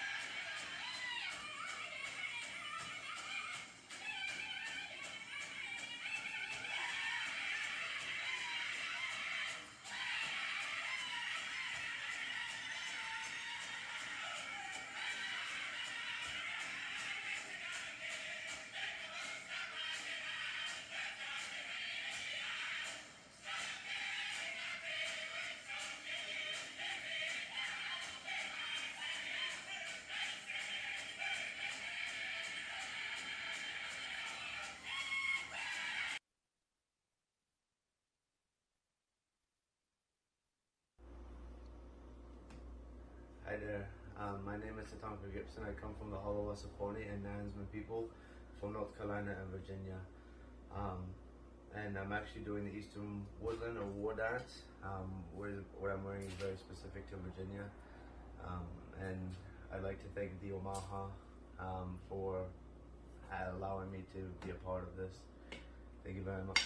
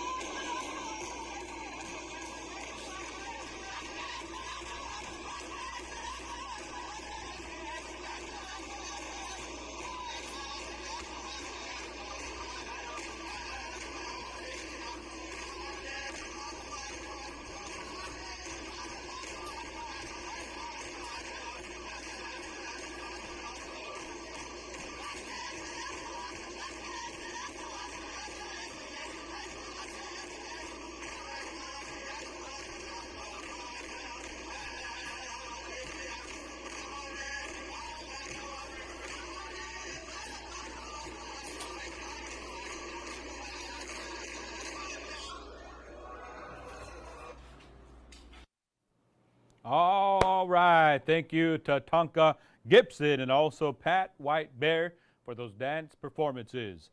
Next up, we're going to come to Sophia Ford, Bad River Band of Ojibwa people, Milwaukee, Wisconsin, for a presentation, The Floral Design of the Anishinaabe People. Take it away, Sophia Ford. So today I'll be talking about the floral work that my original people used as the Anishinaabe Ojibwe people. We're considered a woodland tribe, so that represents our area. So you have like the plain natives, the coastal natives, the woodland natives. They represent your individual self as like where you come from. So the flowers are totally different between each tribe, each person, each family. They all have similarities, but in like our beadwork, our sewing work, we have like our main florals or our main like designs that you'll see. So you'll see a lot of regular flowers, you know, whatever the family feels like that they like. You'll see flowers that represent like what their clans would eat. But we also have a lot of berries because the berries are a big responsibility in our culture as Ojibwe people. You know, we use the strawberry. The strawberry represents a woman, and like when she goes through the reproductive, you know. So the strawberry is a big part of our coming of age as well. And also like berries, blueberries, blackberries, raspberries. And then we also put our manomen, our wild rice, on our beadwork along with our florals. So that just represents, you know, it's one of our staples, like it's one of our foods that we use. So we have 4 traditional foods. We have our meat, our wild rice, our corn, and our berries. So those are the 4 foods that we have, and it all again ties back to our florals, our beadwork, because when you see our beadwork or our designs, you see a flower and you're like, okay, now you have to look at the petals. You know, sometimes people use petals where, you know, family members, you know, I have six siblings, so I'm gonna have 6 petals on my beadwork, or I'm gonna have 6 petals in my design to represent each member. Or you can just have as many petals as, you know, the regular flower that you would use. But the flower, again, it doesn't really have to go with, you know, it doesn't have to be a daisy or a tulip. It can also be like abstract. So what you think, you know, like what you see, and then what you, I guess, interpret what that flower would look like. So, you know, you can have a flower that you use, even though your drawing or your beadwork looks totally different. That's fine, because that's how you see it. That's how you look at the flower. Our as Ojibwe people, we really don't use a lot of applique work, but as the different tribes in Wisconsin, they use applique, and you'll also see like different flower shapes or different I guess curves that look like a flower in the applique work if you look closely. And it also might not look like a flower because, you know, that's, again, most of them are interpretations of what the flower looks like to them. So, you know, you can go up to a person and ask them, hey, you know, why do you have these flowers, or why do you have this applique? What does this mean? They might tell you, they might not. It just depends. But there are some people who use tulips because tulips are their favorite flower, or they think that it's a really nice shape. But this is a skirt that I have here. It's my grandmother's skirt. It's a fully beaded skirt, but it has most of our flowers that we use. So these, as Ojibwe people, you'll see a lot of designs like this. You know, you'll see a lot of the little berries and the leaves. The leaves look like hearts. Sometimes if you do see hearts like on floral work, those are strawberries. Like if they're red or like pink, those are strawberries. But some of our traditional flowers look like these. Different colors, different shapes. But yeah, it basically just depends on how you want your design to look, how your family, has your design. And some people do have flowers that are drawn up for them, for their family, that everybody uses. But then there are also flowers that you have for personal use. And I know like most workers, like bead workers, sewers, they have like cutouts and they reuse the same flowers. And that's also how you can tell whose work it is. You know, you can, hey, I've seen that flower before. Hey, so and so makes that flower. Or hey, so and so's family has that flower. That's their family flower that they use. So yeah, a lot of our floral work is definitely from our roots, like our families, where we come from. You know, it shows who you are as a person. Want to say thank you to Sophia Ford, once again our outgoing princess here. Next up, we're going to come on down here to the Jingle Dress and the Value of Traditional Learning from the Great Promise of Native Americans group from Austin, Texas. All right, here we go. Jingle Dress and the Value of Traditional Learning. The Jingle Dress dance began among the Ojibwe people around 1920. Over the decades, it spread to other tribes and was widely popular by the late 1970s.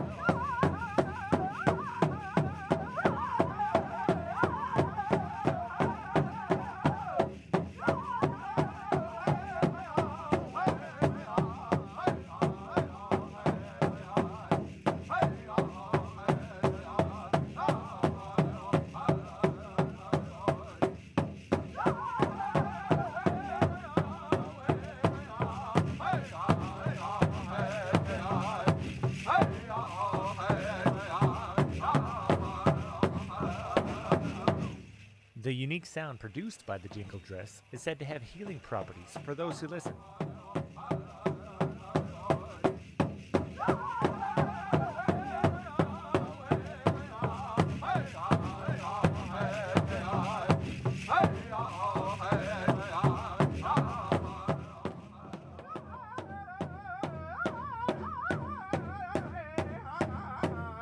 As you travel, you meet people and they become your sisters. You learn from one another and then you share these ways.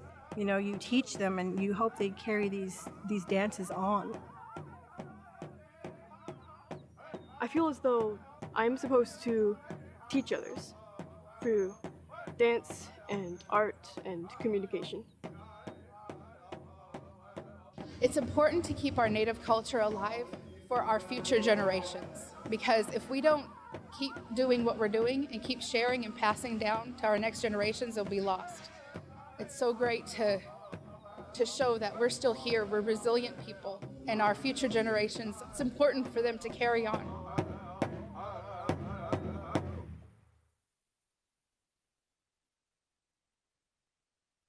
All right, we say thank you here to the Great Promise for Native Americans group out of Austin, Texas, for joining us here throughout the day and those wonderful songs and dances.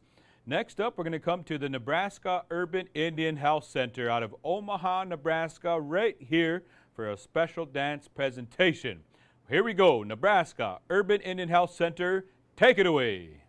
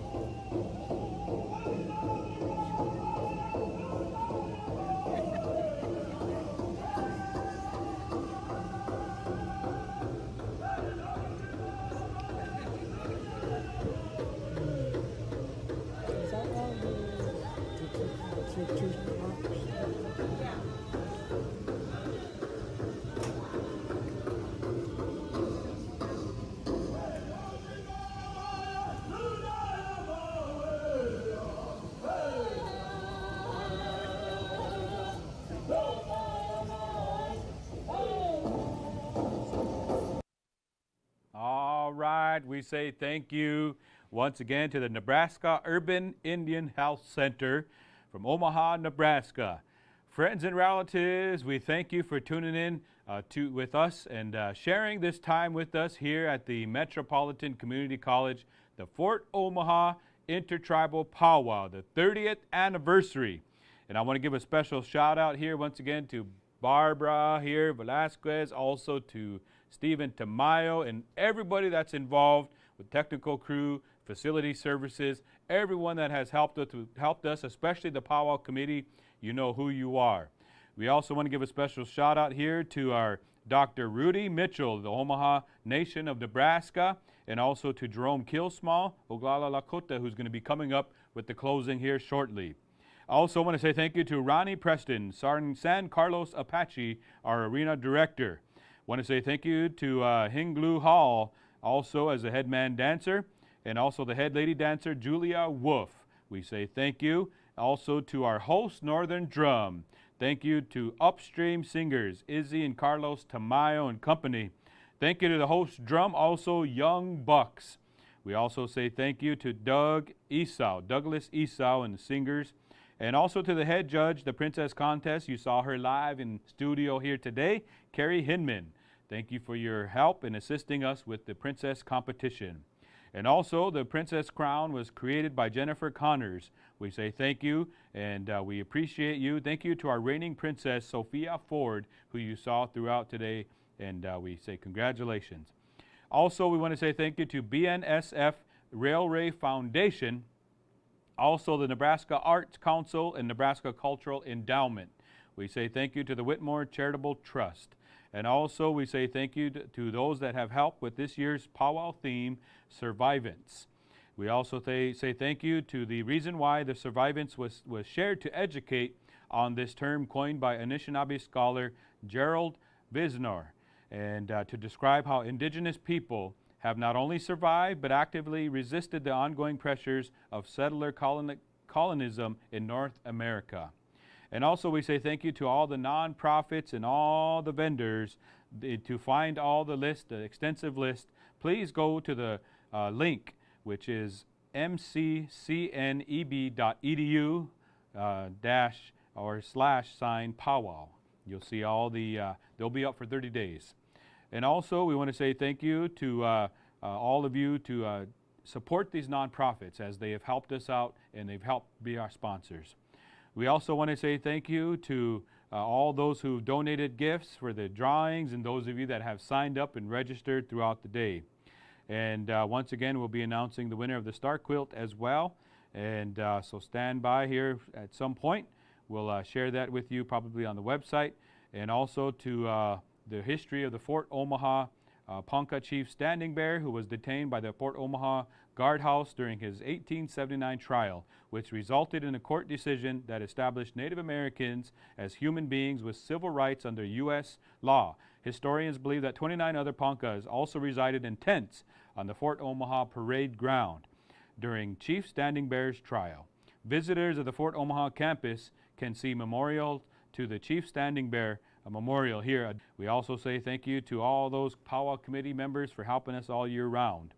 And also, over the years, Metropolitan Community College students and staff have created items that have been positive learning experiences, that have enhanced the powwow. For example, construction technology students and faculty created benches for dancers. Welding technology students and faculty created flagpole stands.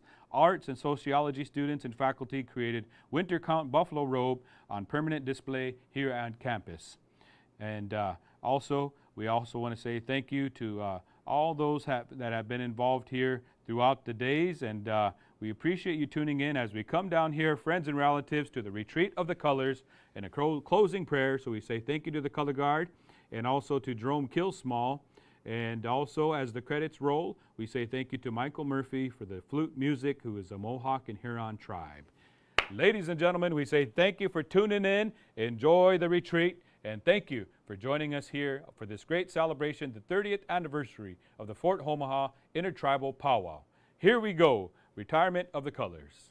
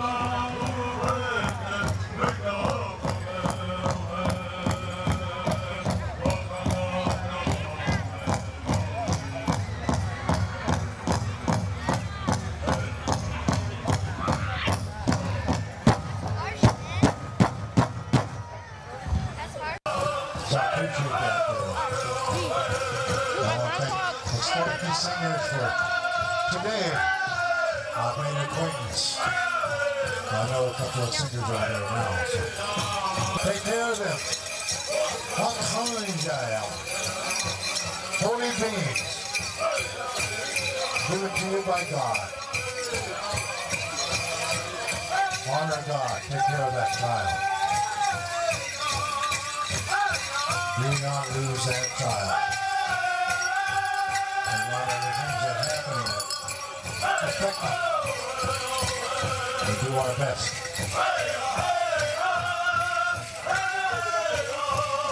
But we're going to make a difference.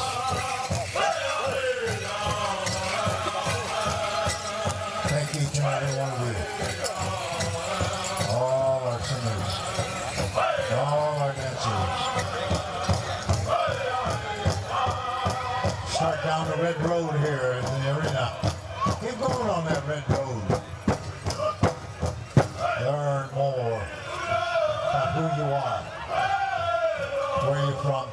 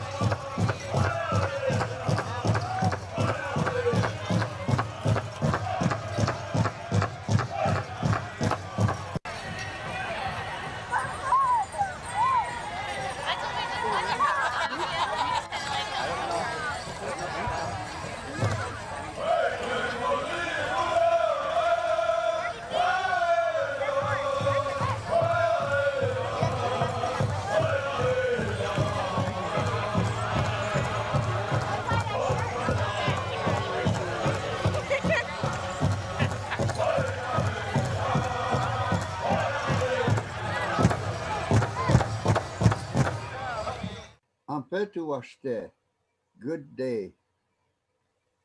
I want to say, Grandfather, Great Spirit, thank you for this day and our time together, that we are able to keep in touch no matter what.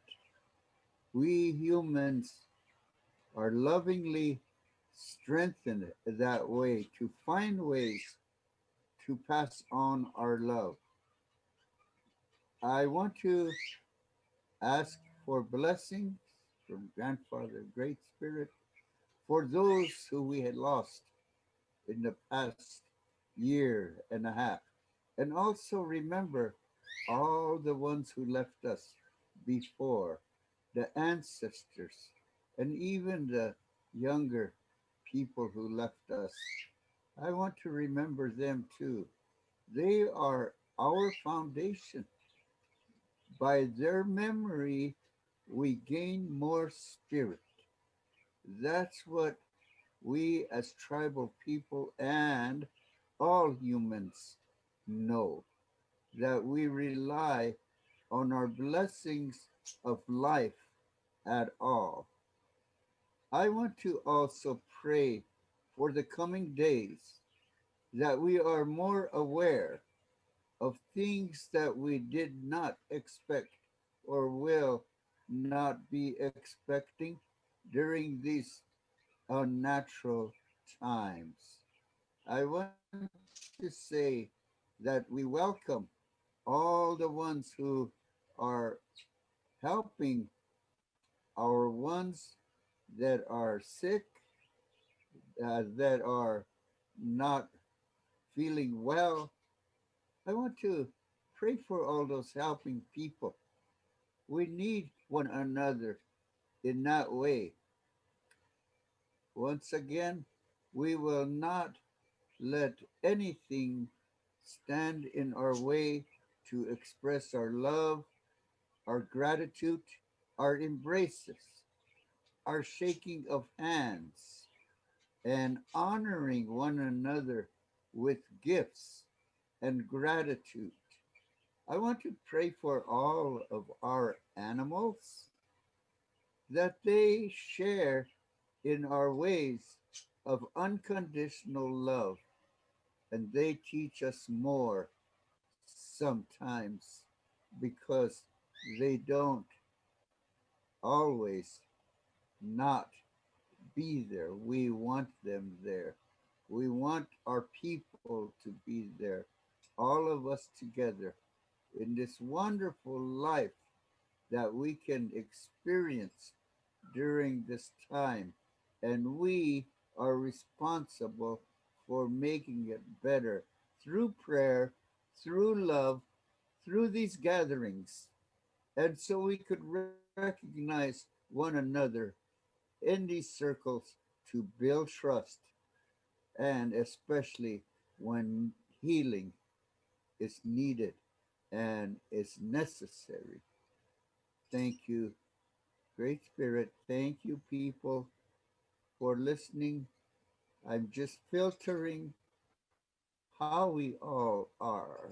Mitakuye oyasi for all our relatives. Pila mayayapi. You have pleased me.